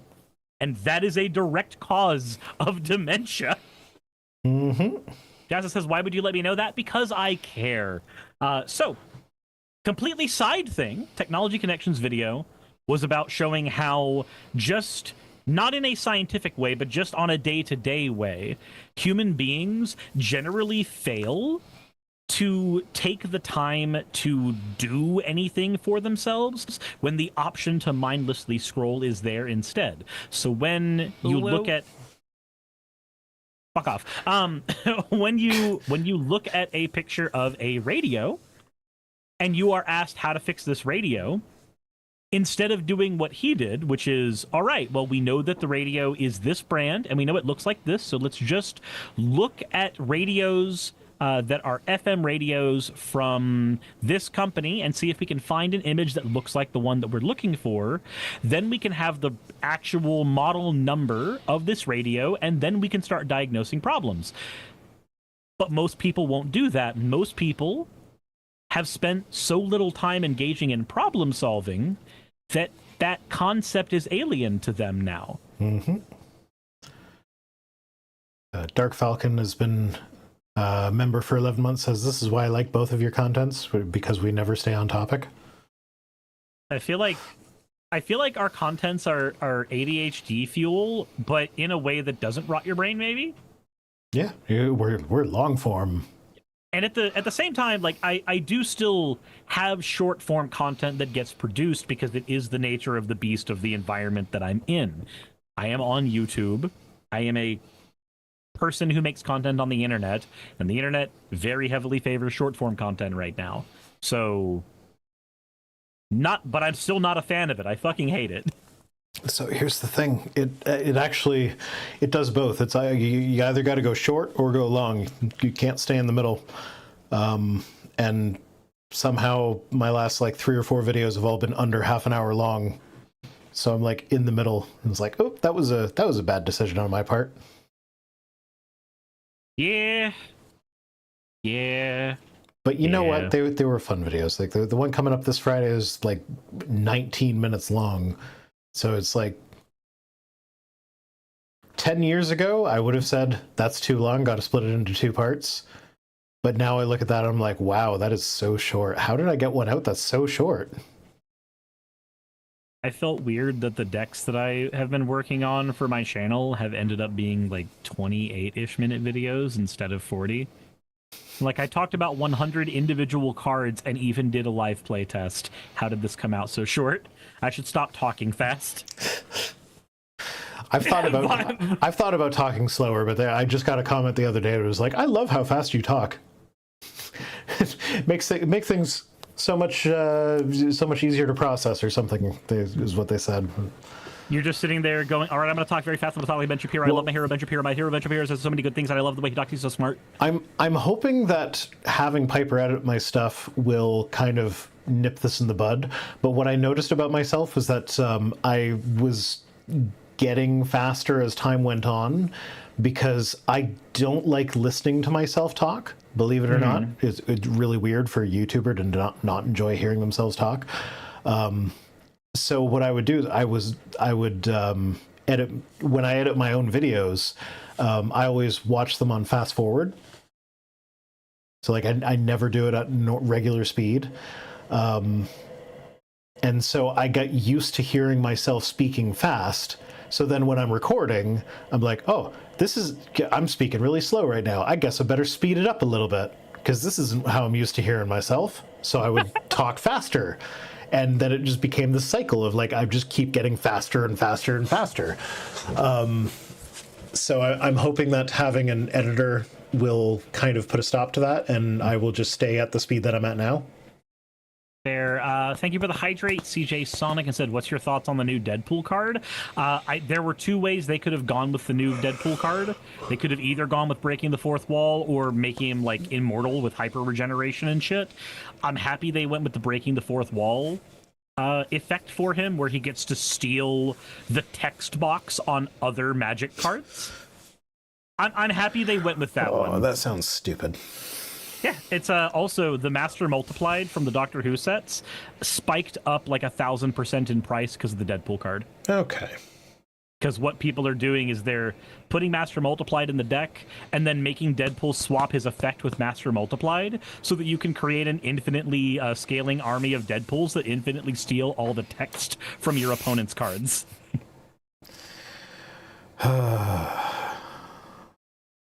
Yeah, okay. Okay, want to talk about some porn? I love porn. Good. Because porn addiction isn't a thing. According to science. Science TM. Science TM? Now, this is from Psychology Today, which it's basically a blog. It's very pop science-y. Yeah, so like I have seen some iffy stuff in here. The study that they're talking about in this, it's got like 17 notes attached to it from like other scientists commenting on it or whatever. So like, take it with a grain of salt, but at the same time, it really like from what I've read from other research for making my videos, this scans as being true. Okay, so I'm interested in in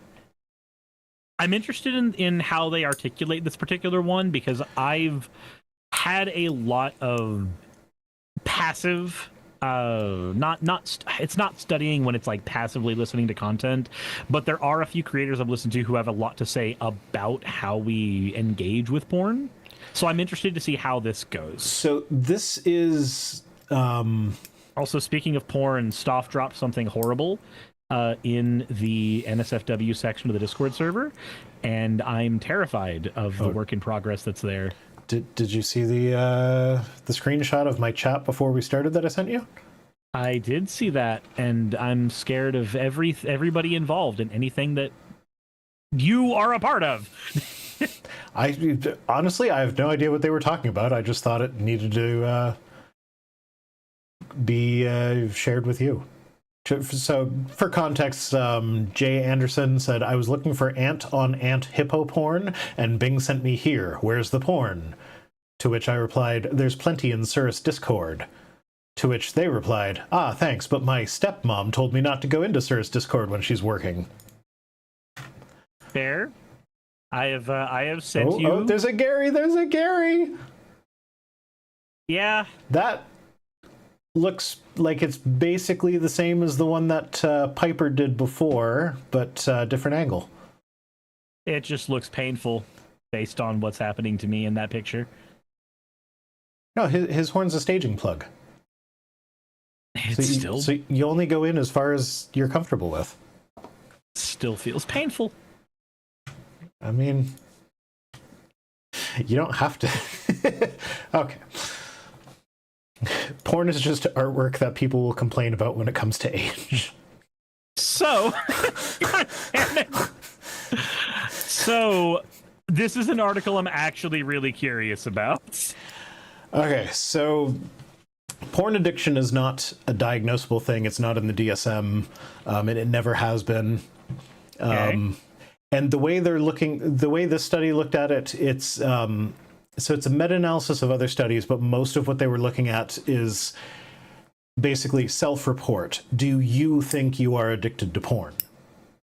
So, But the common response to that is, I can stop whenever I want. well, so that's the thing, and this, like, just from how the setup is, I pretty much was able to predict the outcome here, as well as like what the objections to this would be. So essentially what it comes down to is religious people are more likely to say that yes, they are addicted to porn than non-religious people. So religiosity is more in line with whether or not you're addicted to porn than non-religiosity.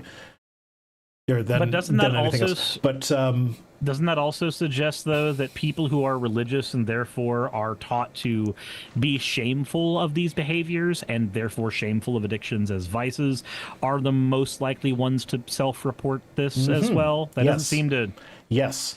So That seems to be a statement with zero actual predictive power. well, no. So the reason this is interesting, and the reason why this is indicative of a porn addiction not actually being a thing, is that the rate at which religious people use porn is the same as non-religious people, but they have a much higher rate of people reporting that they are addicted. So it's not. Okay. That porn, so if porn addiction was a real thing, you would expect, like, even people that say no, I'm not addicted, you'd expect their rate to be higher I if they don't were know addicted. if that's... So how are we So, defining yeah, it? How are we defining addiction? Because, like, It's if we're defining addiction, my as understanding is that just- this was mostly just self-report. So it's if you feel you are addicted, you would say yes. okay. That feels like there's zero. There's a reason there are a million notes on this study. Yeah, because that feels like the type of thing that there's like I am not a researcher. Everything that I have done is autodidact. But I still feel fairly strongly that if we are categorizing addiction as a mental or emotional dependence on a substance or activity, which is the definition that several rehab centers will use for addiction, then practically anything can end up being an addictive behavior. It means that while the concept of porn addiction may not be a super congruent concept, because it's only because it can't be divorced from any other type of activity addiction. Which means it exists, but it doesn't exist in the way that people commonly assume it exists. So that's why I was like, I'm interested to see what take they have here, because it would fly in the face of how we understand how addiction functions for most people. Yeah, so they're looking at how people feel about their own porn use. So it says, even though many people who grew up in religious and sexually conservative households have strong negative feelings about pornography, many of those same people continue to use pornography, and then they feel guilty and ashamed of their behavior and angry at themselves and their desire to watch more. That just makes it hotter. I don't see the problem. The shame is what makes it hot. And then they mention that religiosity is associated with a host of other sexual difficulties. So, like, porn-related problems are just like this, if anything, just adds that to the list. So the researchers found that, first, religiousness was a strong, clear predictor of moral incongruence regarding porn use.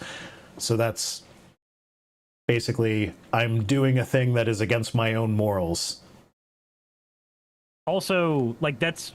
So, I'm reading along in the article as well. That's the reason why, when we're diagnosing somebody with compulsive sexual behavior disorder, your religiosity is an important factor there, because what we are trying to identify is whether this thing has a disorderly effect on your life. That's how we categorize most mental disorders anyway, is whether or not this has a negative effect on someone's life. It's like if somebody's making imaginary friends, right? If you wanted to use a more trendy term, I guess you could use tulpa. But if somebody's making imaginary friends in their brain, that's not a mental disorder. That's just somebody being really creative. It's when they start talking with those people in exclusion of the real people around them, and suddenly psychological problems develop that now suddenly we have a disorder on our hands.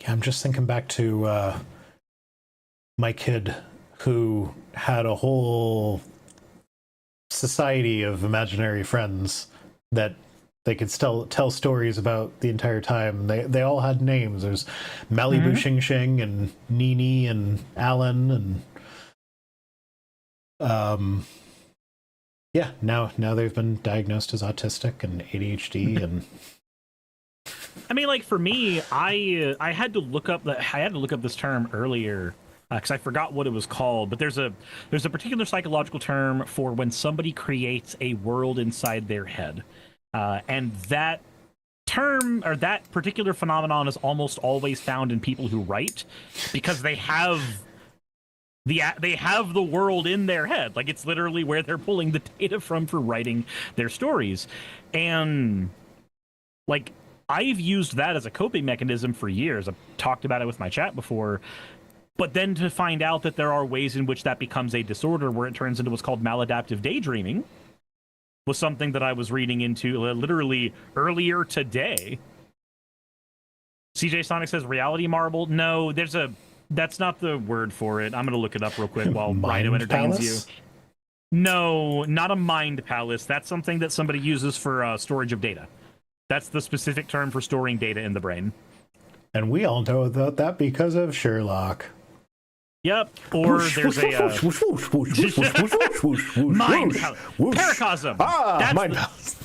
That's the word. Thank you, LFR. It's paracosm. Paracosm. Perineum? No, paracosm, a detailed imaginary world created and inhabited in one's mind, usually developed during childhood and characterized by a strong emotional connection and a complex subjective universe. So it's a really common thing in people who needed a place to retreat to in childhood for safety. I grew up in an abusive religious place, so, go figure. It's also a really common phenomenon for people who engage in a lot of creative writing because oftentimes they'll pull stories from there. Yeah, that makes sense. So yeah, back to the concept of porn addiction. They say, so if the concept of pornography addiction were true, then porn-related problems would go up regardless of morality as porn use goes up. So the more you use porn, the more that porn-related problems would increase. But they didn't find that. They just found that the porn-related problems went up with religiosity rather than porn use. So fairly certain that we've... So the issues that stem from porn use mostly come from a place of stigma. So there is a study that's in the National Health Institute from 2017, which showed that extensive pornography use can also decrease sexual relationship satisfaction, usually among men, but it did not have a pure correlation with religiosity. So now I did a video on this a while ago. It was in response to the What Will You Say channel, which I'm working on them again right now.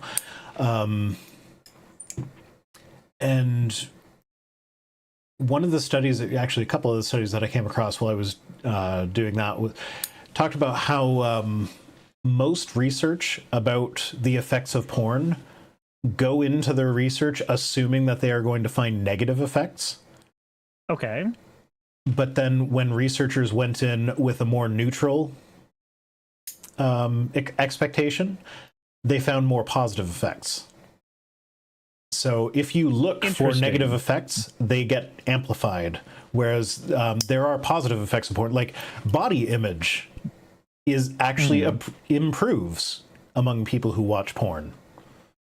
Now, it does matter what kind of porn you're watching, but like it's stuff like I know if you're looking at still images that have all been photoshopped and airbrushed to make everything perfect or whatever, that might not be good for your body image. But like when you can see that the people that are performing right there, they have pimples on their butt. Like, you get a you like, end okay, up feeling a lot more better. I don't feel so bad about the pimple on my butt right now because she has a pimple on her butt and people clearly still want to look at it. And like, and so you see all the little bodily imperfections that often get airbrushed out in the still images, and that makes you feel better about your own body. There's also the increase in availability of amateur porn. So you're just seeing normal people with normal bodies having normal people sex. And so that makes you feel better about your body because you're a normal people that has normal people sex. So yeah, no, there can be positive impacts of porn use. Oh yeah, I'm not denying that there are positive impacts in general. I'm just looking at the behavioral studies that we've done. We've got a bunch of them from the 80s, which I'm not really super keen on because I'm just thinking about what kind of possible issues there could be with those studies. But we do have the study from PJ Wright, or meta-analysis from PJ Wright in 2017, which did show that there was a negative association with outcomes in sexual intercourse with a partner for people who overconsume, or not overconsume, that wasn't a word used in the studies, but for a lot of people who consumed a ton of porn. I'm saying this as somebody who advocates for porn and also... So was it a meta-analysis, or was this the study that looked at national census data over time? This is Pornography, Consumption, and Satisfaction, a meta-analysis from the Human Connection Research. Like I can send this to you real quick. No, I'm looking to see if it's the same one that I looked at when I was responding to them, because I know there were one or two that the negative impacts they found were correlated, but they never established a causal link, and so there were weird things like like they'd say porn causes divorce. But there's no way to see a causal link there. Yeah, because they didn't know whether the porn came before or after the divorce use. Because if you get divorced, suddenly you don't have a sexually available partner anymore. You're going to use more porn. Or if your partner is hyper-religious and therefore has a negative thought of what porn is, and then suddenly they find their partner having porn, did the porn cause it or did the bigotry cause it? Just for the record, to find the video, I didn't even think about this until after I... Are you going to look up Vice Rhino porn? Yeah, I just typed in Vice Rhino porn, hit enter, and I was like, wait a minute. That was a stupid thing to type. So what was it called again? So the link that I sent you originally did not take you to the... everything takes you to the blurb instead of the actual study. God damn it, just tell me the name of the fucking study. I just sent you a link to the study. Yeah, but I'm looking to see if it's one that I've covered already or not. Pornography, Consumption, and Satisfaction, a meta-analysis. No, I did not cover that one. Okay. Okay. So now that puts it on my radar as something that I might want to actually read. Okay, fair enough. It's not super long. I want to say, just looking at this, it is 21 pages long. 20 pages if you count if you don't count the preamble at the beginning. But the preamble at the beginning is the best part. Is it, though? That's the only part that conservatives ever read. I was just making a foreplay joke. Oh, because we're talking about sex. I get it now. Yeah. I understand now. Okay, well, that is in the back of my head now to look at. But yeah, so porn addiction is not necessarily a thing. Oh, there is one cool thing the study found, though. Do I want to know? The negative associations were only encountered in men. They were not encountered in women. Huh. Women had zero issues with satisfaction after consuming porn. It was only men where we saw this. That's kind of fascinating. Along similar lines, one of the studies that was included in the meta-analysis talked about here, they found that pornography use predicted depression over a period of 6 years, but only in men, and only in men who disapproved of porn use. Okay. So it causes depression. It was shame. So it causes depression if you have a penis and you don't like porn to begin with, but you still use it. Interesting. Okay. That's the study. Only bad for believers, religion, pornography use, and sexual satisfaction among American men. Okay, I guess they didn't study women, so yeah, no. So that's why it was men. All of the negative aspects, even in the conclusion here, it points out that experimental results point to an overall negative effect of pornography on men's relational satisfaction. So just like satisfaction with their current partner, which could mean that it's not even the porn that's the issue. It's the way that they idolize their partner that's being exacerbated. This also begs the question, is it... what is the arrow of causation here? Are you dissatisfied with your partner, therefore you are seeking out porn? Or is your seeking out of porn what is causing you to be dissatisfied? Because those... Yeah, both of those are possible, and it's very hard to actually... get somebody. It's very hard to get somebody who's introspective enough to know which one it is. Yeah, when they're answering the only way you could really study this is with survey data, so it'd be hard to figure that out. Also, what happens if your partner is an OnlyFans creator and you are watching their porn? Because that's what Saki walked in on me doing. So, I don't know. That's another hat. Okay. Yeah, no, that's a whole other... That's a whole other, not can of worms, but whole other issue.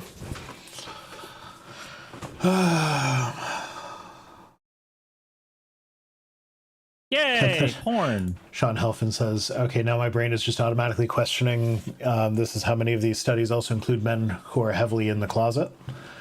I don't think that would matter for this.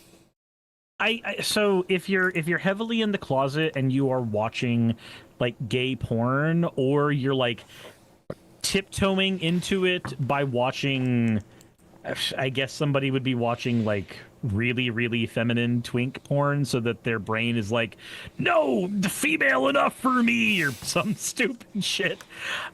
I guess there could be an aspect of that, but none of the studies that I've looked at have said anything about that at all. Same here.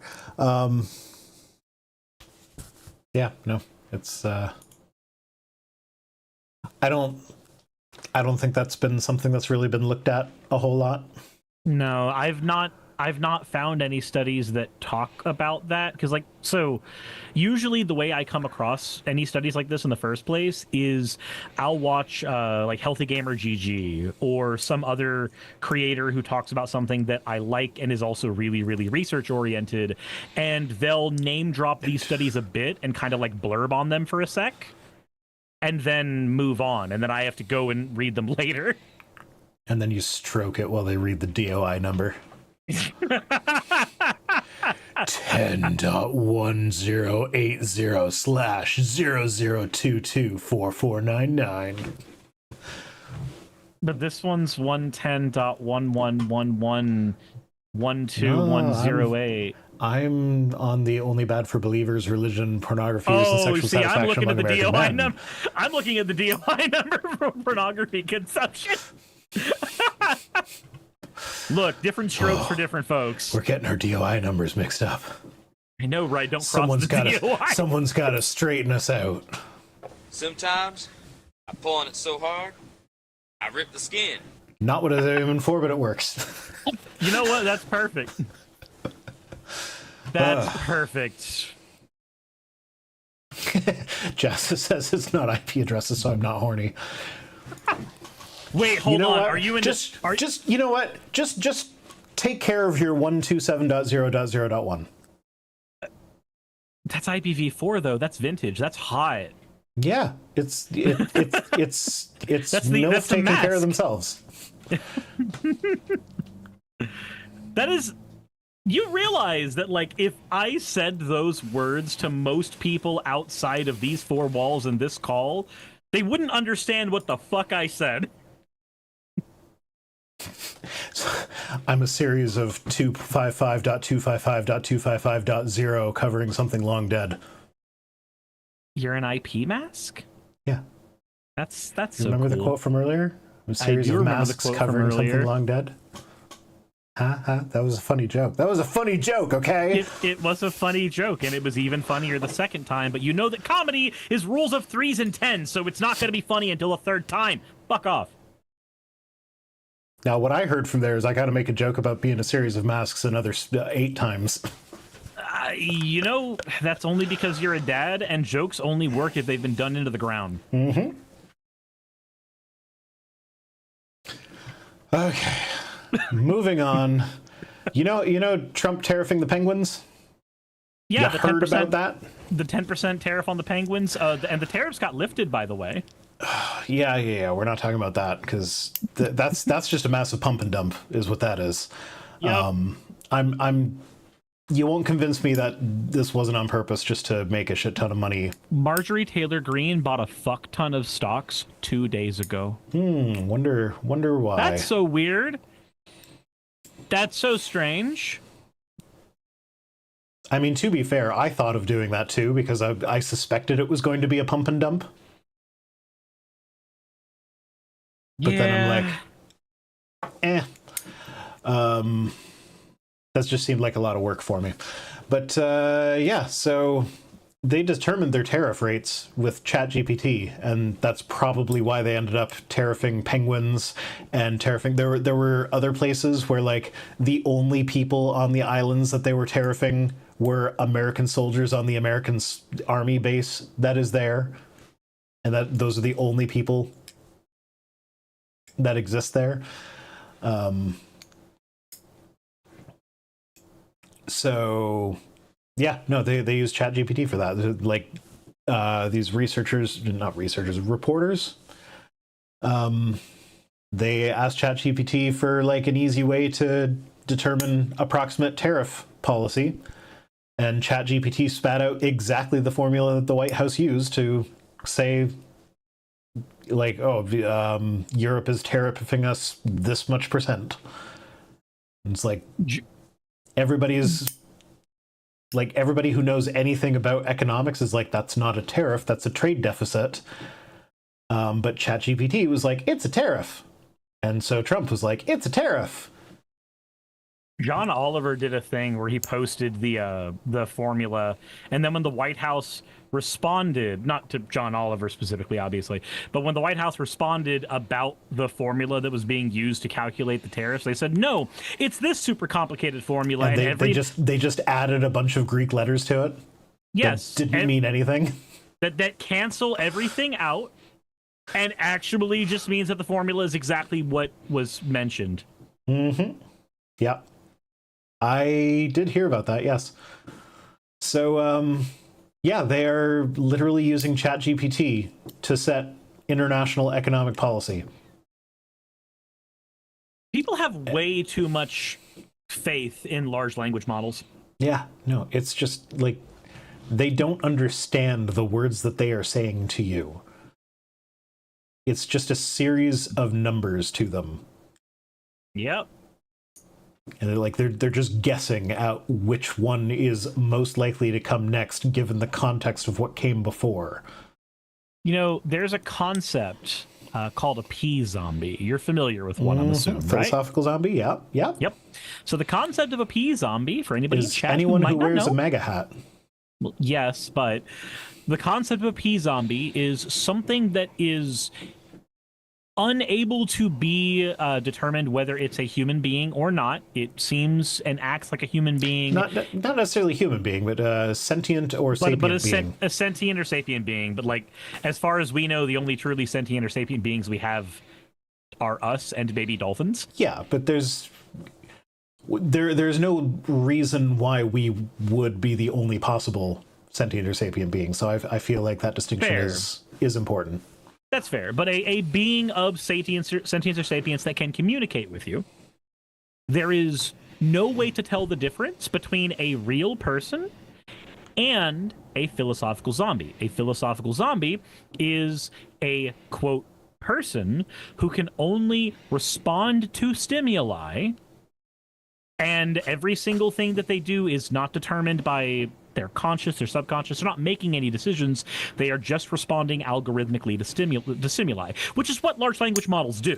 Mm-hmm. If you were to take the concept of a large language model where it is just responding to the stimuli that it's getting. Right now, the only stimuli it can receive is words.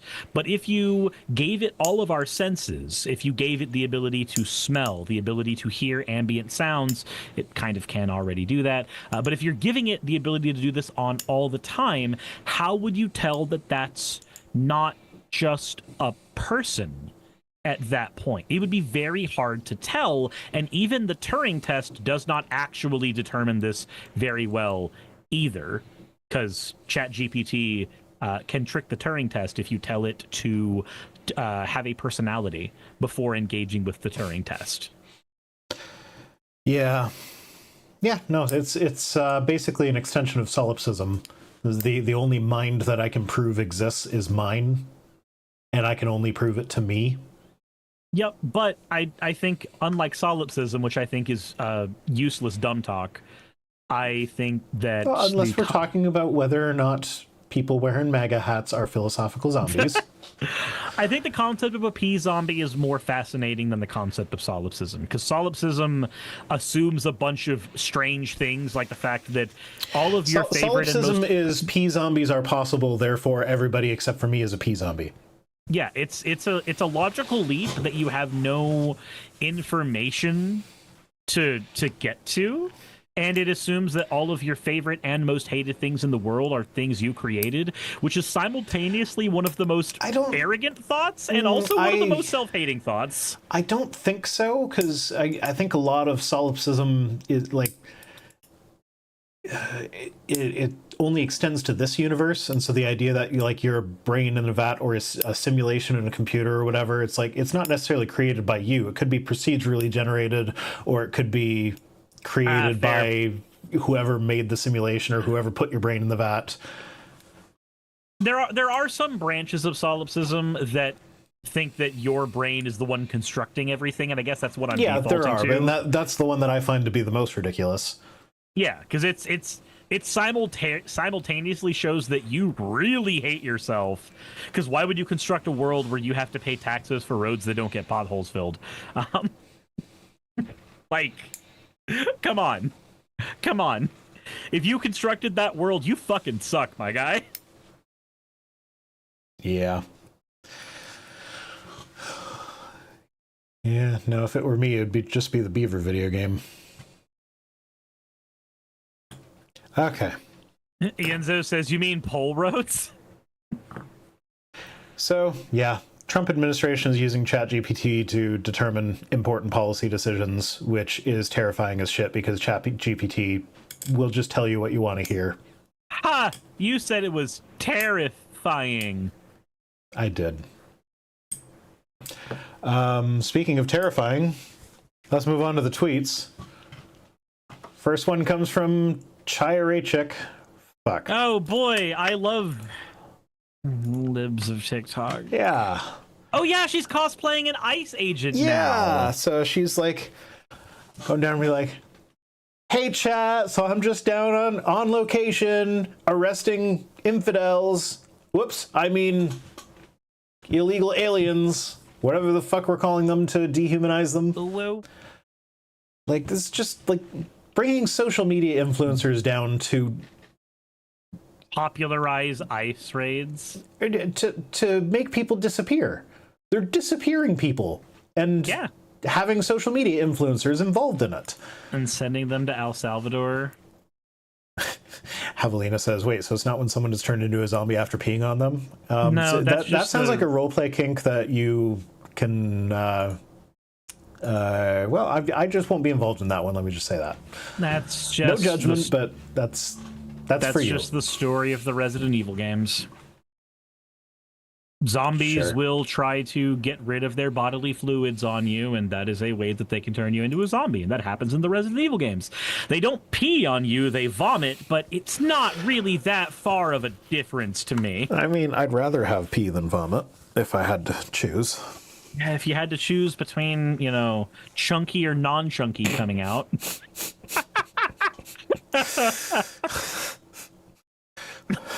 If your pee is chunky, go see a doctor. Look, we're already talking about We're already Shia talking right about Shia now. Ray Chick, so chunky pee is on the table. Yeah. Chunky comes. It's just... Altfax says, If you're- I'm surprised it wasn't Asmongold. Look, it can't be Asmongold because they have to make him presentable for a camera. Yeah, I'm just like... sorry, I'm stuck on Jasapraki's chunky cum. Chunky. Like, if you give a blowjob and then you have to chew at the end of it. It's just... I was just like... 300 million potential lives go crunch. It's like, it's kind of got a gelatin consistency today.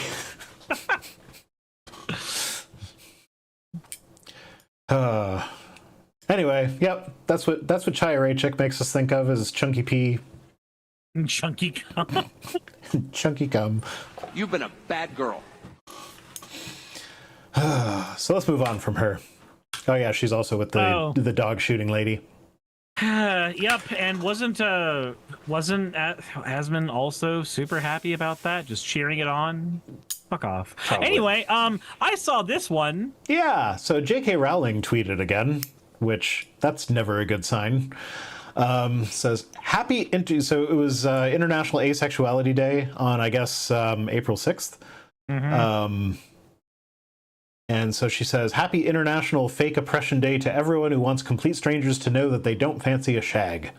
Does she realize, one, that's not what asexuality means. It's about... No, she doesn't realize that. Yeah, she doesn't realize She half doesn't the shit. do fucking nuance. Are you kidding me? Asexuality is not whether or not you want sex. Asexuality is whether or not you have a sexual attraction to people.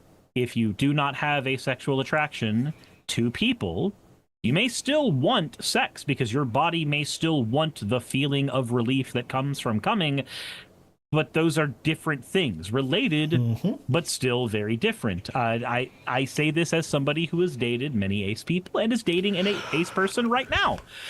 So, the other thing on that, it really weirds me out where the only language that J.K. Rowling understands in regards to a minority status is that of oppression and not that of celebration. Somebody can be celebrating the fact that they are asexual. Her whole life right now is trying to oppress trans people, so that doesn't really surprise me.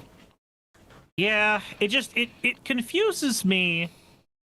It confuses me because you can say that somebody is black and is therefore oppressed by a million different systems, but you could also say that somebody is black and therefore will celebrate their heritage very, very loudly and proudly. You could say this about a million different races, and you can say this about different sexualities who will celebrate things like the history of Stonewall and when they were first allowed to marry their partners and all kinds of shit.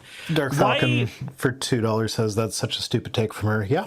Everything's a stupid take from her. It confuses me that the default for people like JK is let's talk about how these people say they're oppressed instead of let's focus on the ways that they are celebrating their identity. Even aside from that, she says she pretends that she is supportive of lesbians, gays, and bisexual. That's as far as she'll go, the LGB. She says that she's supportive of them. She's supportive of Pride or whatever. So do you call Pride Month fake oppression month when for everyone who wants complete strangers to know that they do fancy a shag with people of the same gender as them? Yeah, it's the language she's it's using it's the same thing. Like it's the same concept, but she's willing to use language that de-persons a group of people and delegitimizes not just their struggle, but also their achievements. Just, she wants to take all of that away from them, but she wants to make special pleading cases for why she wouldn't do that for other protected statuses. Yeah. Oh, this actually reminds me. You know how I think it was ChatGPT now lets you do like Studio Ghibli knockoffs. Oh yeah, no. So first of all, die. Not you, but the person who set that up. So I when I logged onto Twitter to get these screenshots, there's one of those stupid like post stolen memes 1,000 times a day accounts and get millions of followers from it. They had posted I guess someone took the poster for the Last Jedi and turned that into both a Studio Ghibli style art piece and a Pixar style art piece. And in both cases, it turned all of the, like, there were multiple black people on the original poster. They just all became and it white. turned them all white. And they were posting it as if it was some good accomplishment thing or whatever. And it's like, aside from the fact that the art was just garbage, because it was not good. It had all of the normal AI shit, like the guy who was holding the gun, his arm was facing the wrong way in both of them. Like, it looked like he had a broken shoulder. Just the faces were atrocious. It was just ugly. It wasn't good art. Even if, like, skin color aside, it was just bad art. But then on top of that, it's engaging in the erasure of people of color. So it's like, why are we celebrating this? Why are you pretending like this is a good thing? Like this, how it's supposed to be a movie poster for a movie that you like in a different style of a style of a different kind of movie that you like, but it's no longer that movie because it removed a bunch of the main characters. Also, Van Briggs, thank you for giving me your points for an which would be really cool if you didn't also follow it up with a fucking oh. I want the fucking on that one, please, Piper. Old Gus, thank you for giving me your points. So when I push the button, he says fucking ooh. And also, Old Gus, thank you for giving me your points for an oh. Also, Creamy Hamster. That's a really weird name. Creamy Hamster. Thank you for the follow. But where was the hamster that he got creamy? I'm just thinking of the fucking Eminem song "Fact" now. Grab that gerbil. Grab that tube. I'm just thinking about how creamy hamster goes well with chunky cum. A creamy hamster may lead to chunky cum. You never know. Maybe. Okay. J.K. Rowling again. No. Yes. Says, leader of the Scottish Greens, Patrick Harvey, says it's deeply wrong and dangerous for politicians to tell doctors what drugs to prescribe. Harvey then says doctors should prescribe puberty blockers because there are good medical reasons to do so. I've met more self-aware goldfish. She then posts a screenshot of him not saying that. Let's see. Let's first of all, Forever Dungeon Master, thank you for redeeming your points for an ara, you fucking degen. Secondly, let's see here. So the quote says, I think there are some politicians who, for quite profoundly ill-judged reasons, are trying to tell doctors what drugs they should prescribe to patients. And I think that deeply wrong and dangerous. He argues that doctors should be allowed to prescribe puberty blockers if they think there are good medical reasons, which there are. Wait, hold on. That's just him affirming the previous statement. If a doctor says that you should have this... it's a bit cut off, so I think they shouldn't prescribe to what drugs they should not prescribe to which patients, or something. I don't know. I think he was... It doesn't change it. It doesn't change the sentence. He might have mistyped it or whatever. I don't know. I don't know who this person is, but I assume that they are pro-trans by the fact that JK is quote tweeting them in this sense. So what I'm getting from this is he's saying that, like, politicians should not be getting involved in telling doctors what they should or should not prescribe to their patients. We are aggressively agreeing with each other. And then he follows that up by saying, shut up, sirs. not what he said. That's what I said. Thank you for explaining what I was explaining. Well, you weren't appreciate you. explaining it the way that I liked. I wasn't explaining it gooderer. You're right. I should have done it better. Yeah. So she says that he's saying doctors should prescribe puberty blockers because there are good medical reasons to do so. Like, no, he's saying they should be allowed to prescribe puberty blockers. There's a big difference between should prescribe and should be allowed to exercise their medical expertise. Yeah, very different statements. Yeah. So, like, I don't know. Do the people that follow J.K. Rowling not fucking read the things that she posts? Because it disproves it. The screenshot she posted disproves her own statement. I've met more self-aware goldfish. It's so cool to me that the woman who is credited with being one of the most influential writers of our generation has the reading comprehension of a twig. I mean, that says something about our society. I'm sorry. It does. Okay, this is for context. Oh man, fuck this guy. I fucking hate this guy. This guy's a goddamn douchebag. Fucking degen. Yeah, no, this is for context. Apologia posted, it was a screenshot of Eric Hovind talking about how atheists like, they say that lying's wrong, but they can't tell me why it's wrong. Ho ho ho, gotcha. So Apologia retweeted that saying, lying erodes trust and leads to worse decisions. In a social species like ours, that's harmful. No God required. To which true statement. I've got a few different responses to this, because Paul always brings the best people out of the woodwork.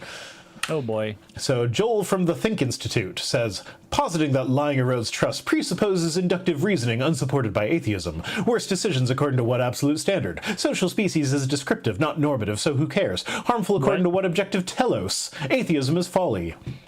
This guy has his head so far up his own ass. He's also using his terms wrong. So well, yeah. Normative... In philosophy, normative is about what should be. If I say there is a normative status for society, that is the status that society should be aspiring to. So why the fuck is he saying social species is descriptive, not normative? So it's not saying that we should be a social... It's descriptive of our species. It is an observation of our species. Uh-huh.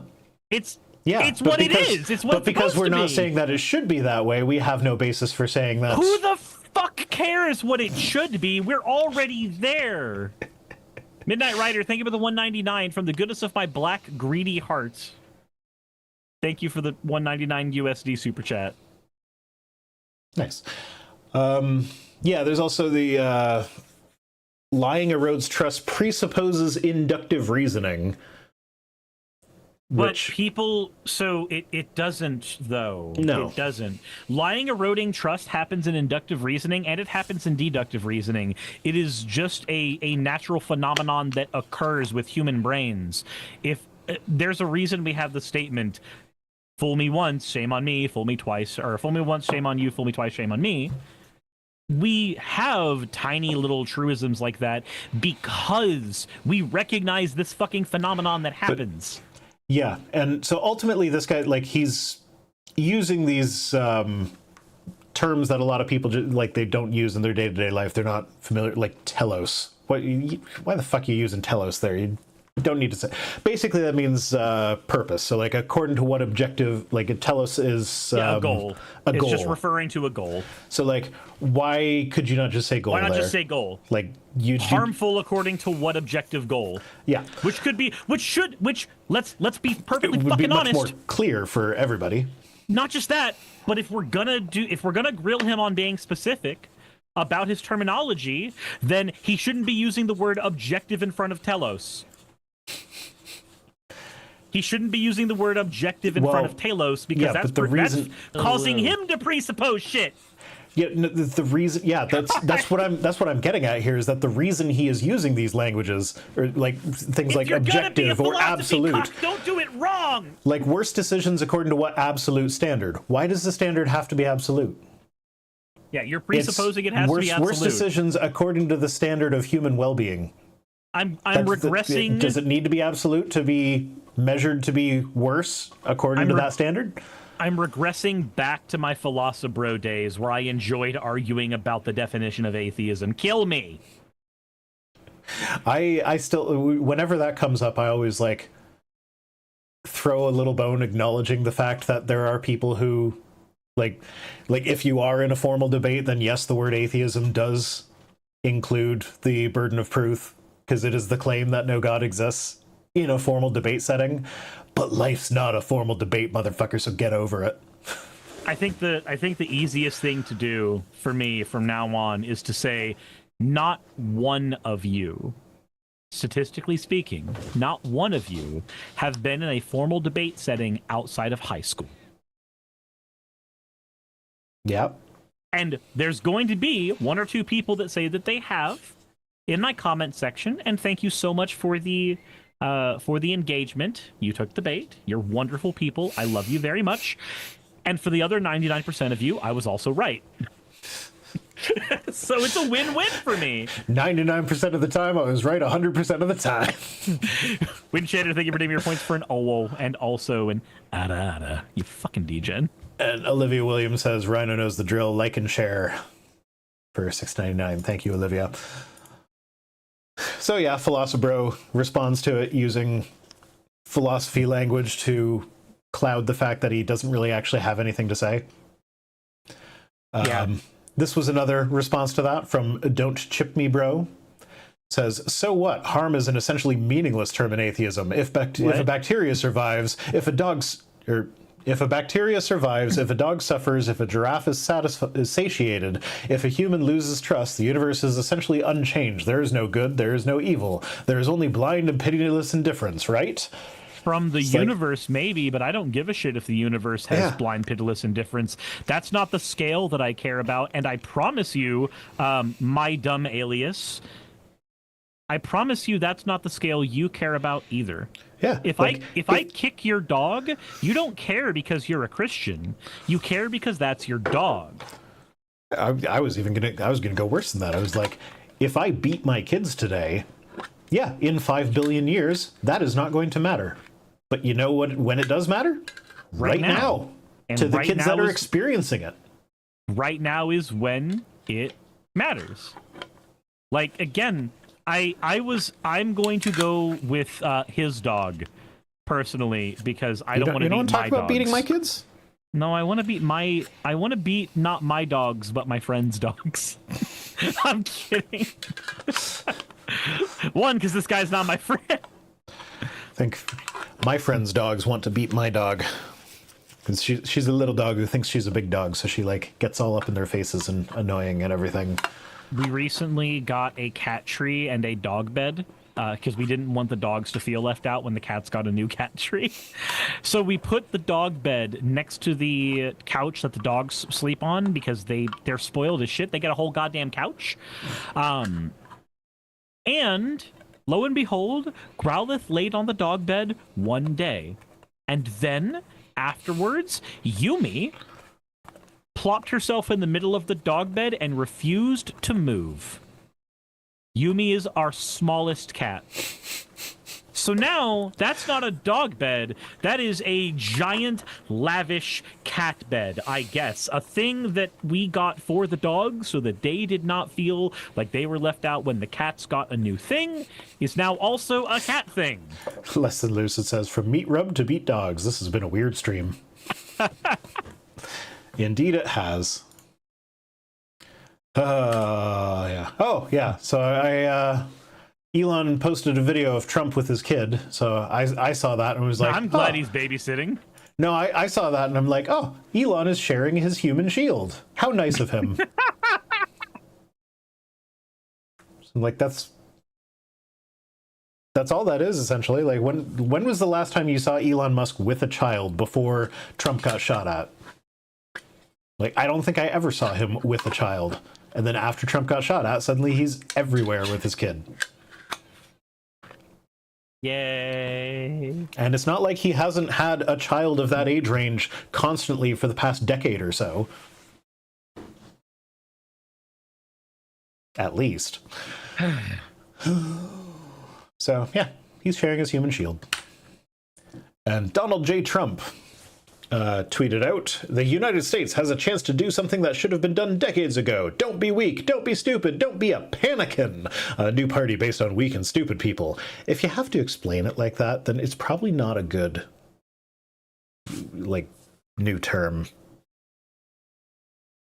Be strong, courageous, and patient, and greatness will be the result. But my guy, you're only saying that? So he said that the day that he was wanting people to buy the Donald J. Trump stock. Mm-hmm. And then people bought a bunch of the stock, and then he started removing tariffs. Yeah. So now we're in a very brief bit of financial recovery that looks like a giant fucking pump and dump scheme. Mm-hmm. Yeah, this was market manipulation, but I just, like, I focus in on the panikin thing. Like, mean nicknames has been a thing that Trump has been pretty good at for the most part. Not this one. Where did panikin come from? Why panikin? I mean, look, all I'm saying is Panikin Skywalker was responsible for the fall of the New Republic. Yeah, okay, that's fair. Don't be stupid, be a smarty. Come and join the Nazi party. I love the producers. Don't be stupid, be a smarty. Which version of the producers? I saw the remake. I also saw the remake. It's... That clip, though, I remember from the original because that's the clip that gets used in other things. It's springtime for Hitler and Germany. Winter for Poland and France. I didn't realize how much I love musicals until somebody pointed out how much I talk about musicals that I've watched whenever somebody brings up a musical at all, that I'm just like, yeah, and I also loved Reefer Madness. They're like, I don't know what the fuck that is. I also love Reefer Madness. It was so stupid. Are you talking about the original or the musical? I am talking about the original. I'm talking about this. Okay, so when It is available for free on YouTube. You can just go watch it right now. When I was at the welcoming party, I actually mentioned that when it came to musicals, anytime I mention Reefer Madness, somebody has always... God, I was talking about musicals there too. Fuck! Anyway, when I mentioned Reefer Madness, somebody is always going, oh yeah, the old propaganda film. That was silly. And I'm like, no, I'm talking about the musical. I'm talking about the musical where a guy gets beheaded and he gets his head thrown in a toilet to flush it because of the weed, which I believe also happens in the original, but it's made fun of in the musical. I don't think he gets his head chopped off in the original. One guy does commit suicide. Zolguida says, Anakin, stop panicking. God has a planikin. Obi-Wan to the remaining bits of Mustafar's greatest dad.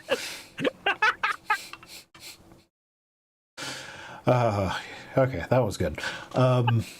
So the original Reefer Madness, the actress, the main leading actress, the reason she was in it was as part of her community service for a she had like some minor infraction that had her in prison for a little bit, but while she was in prison she got addicted to heroin,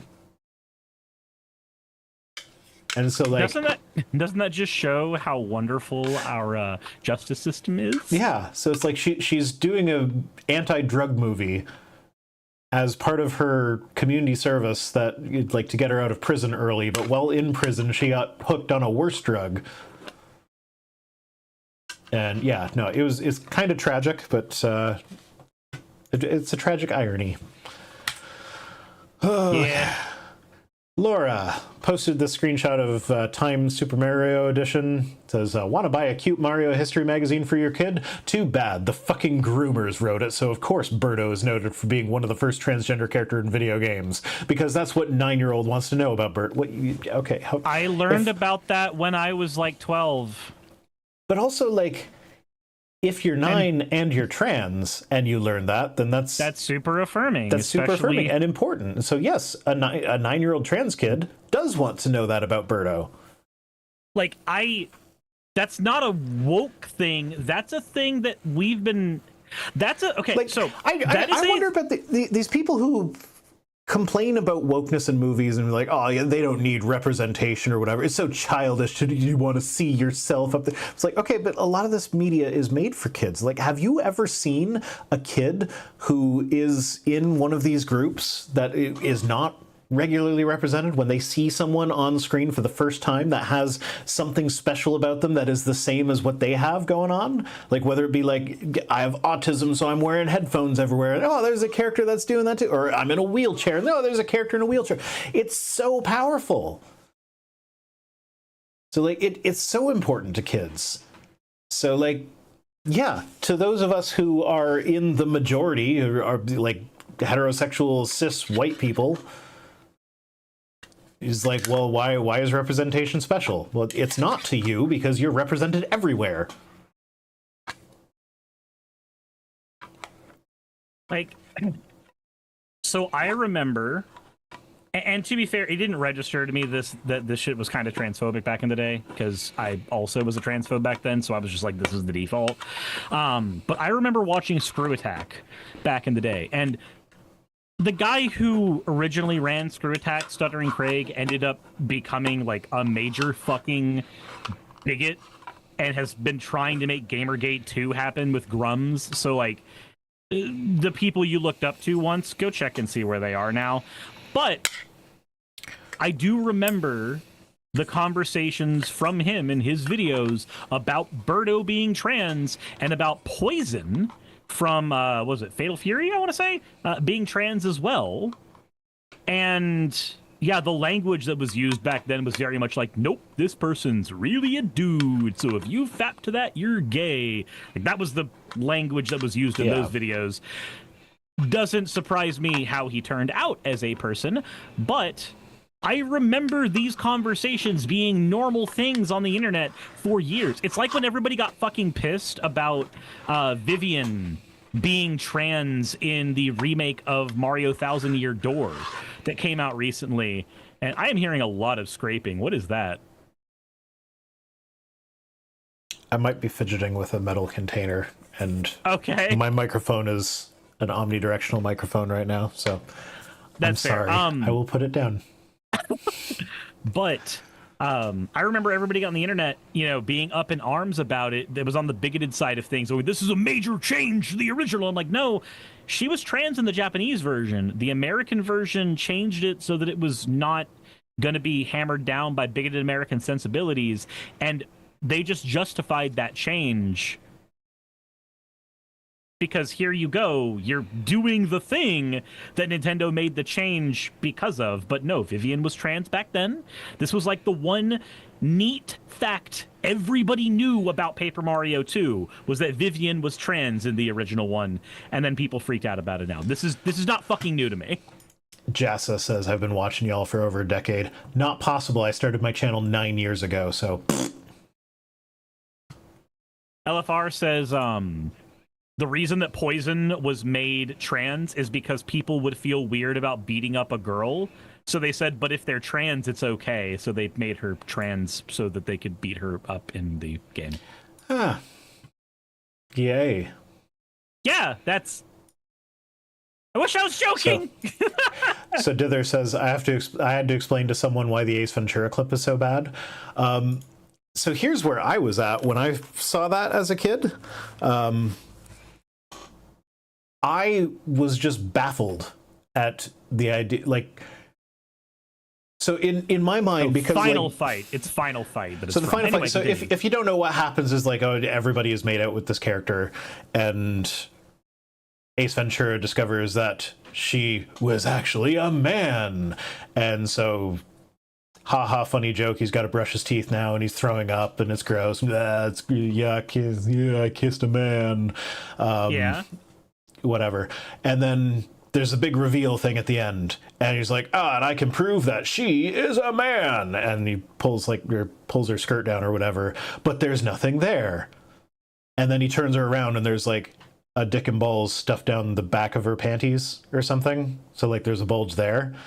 And so like I kind of understand what they were going for with the whole like, oh yuck, I kissed a man thing, stupid 90s humor, whatever. It was hot to you when you kissed them, then who cares? That's not what I got hung up on. What I got hung up on is, what does it mean that the dick and balls were at the back? Like, that just means it's like, that's obviously a fake thing that was just shoved down the panties. So like, why would that suddenly make you grossed out by something? Like, it's not there.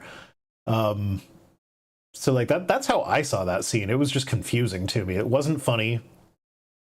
And I say that, well, you know what? Maybe I'm biased because I've just never liked any of Jim Carrey's movies, except for maybe Liar Liar. I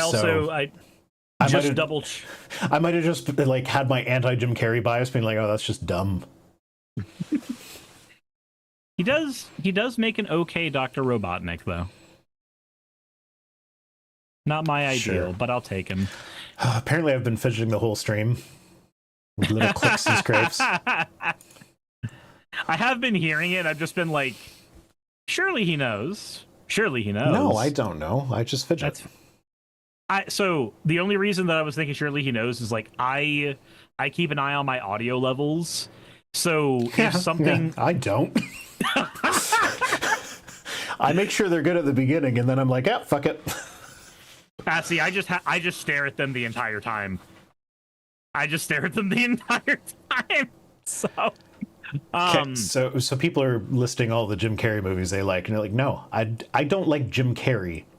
So it's one of those things where it's not even about whether or not the movie's good. It's that when he is on screen, I am angry at him. I mean, so, he is the villain of the Sonic movies, so you're allowed to be angry at him.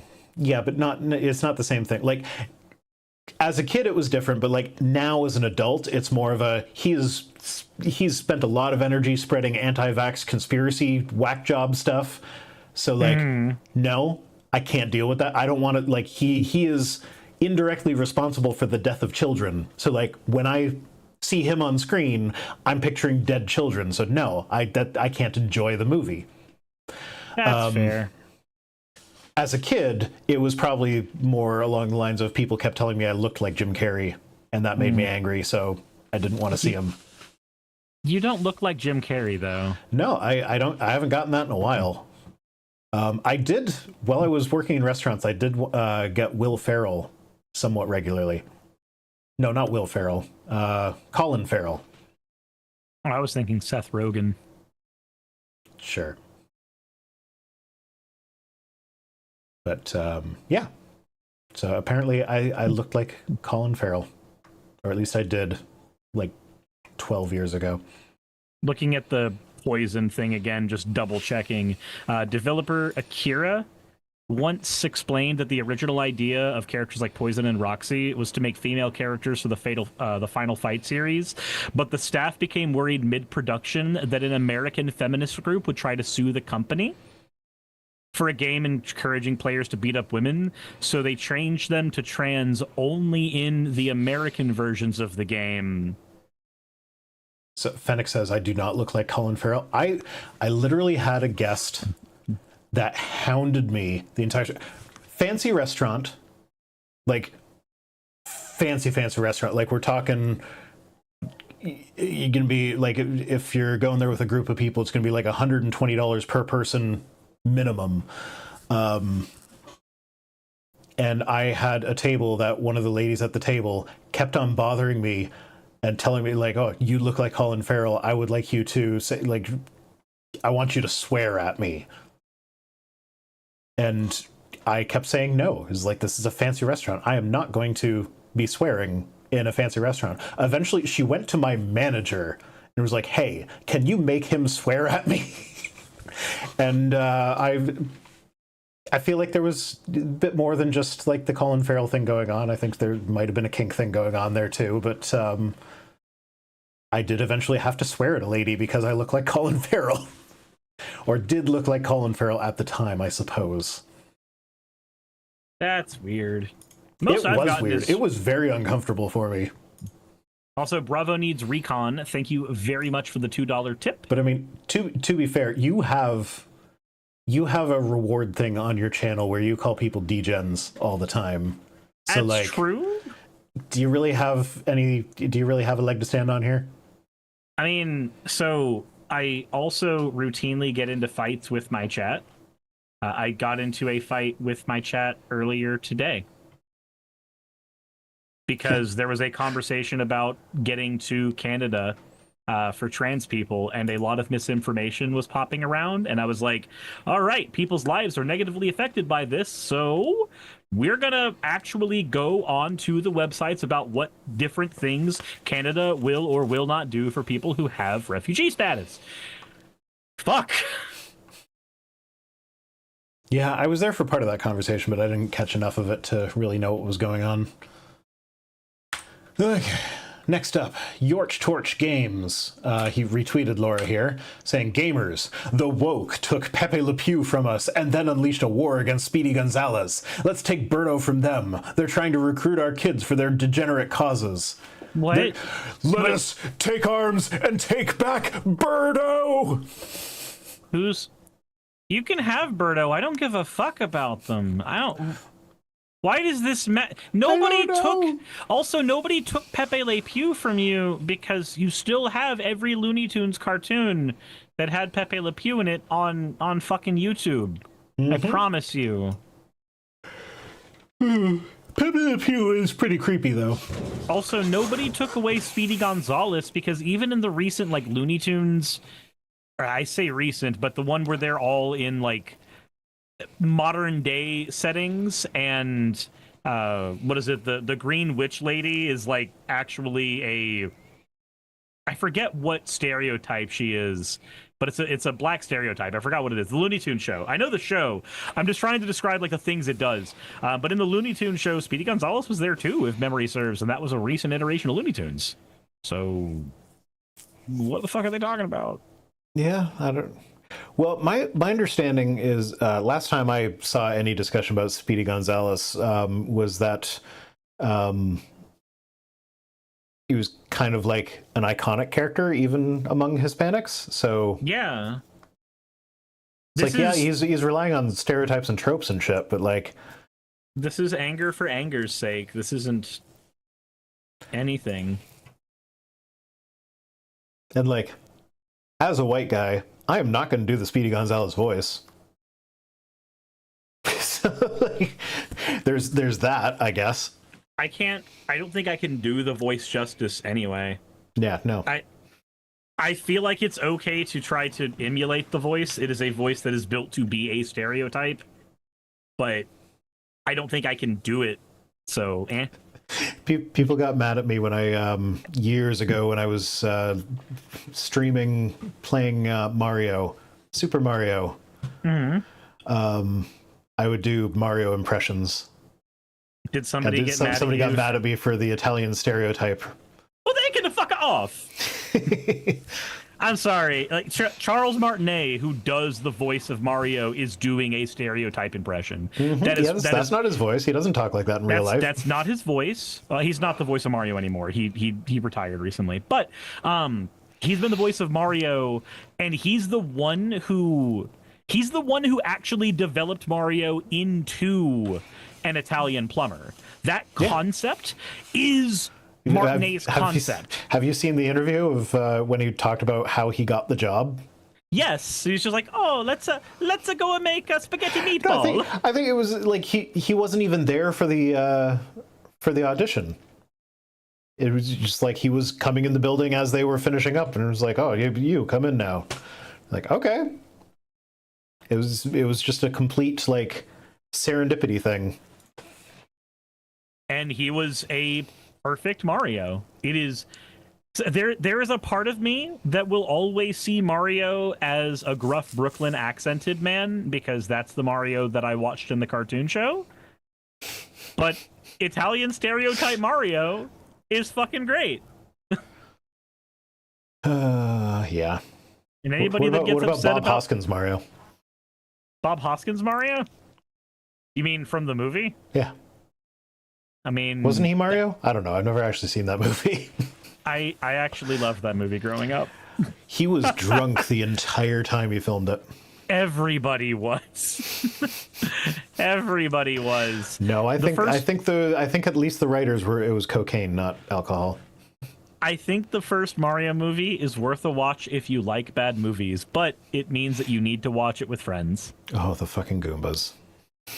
There is one scene from that movie, though, that always just sticks in my mind. It's when they use the de-evolution ray for the first time, and it's here. It's a monkey! Okay, this was the last tweet. So we are done. It is 10 after 11. It is 10 after 11, and I have steaks to put on the grill. Apparently. Cirrus is going to take his dry meat and get it nice and hot.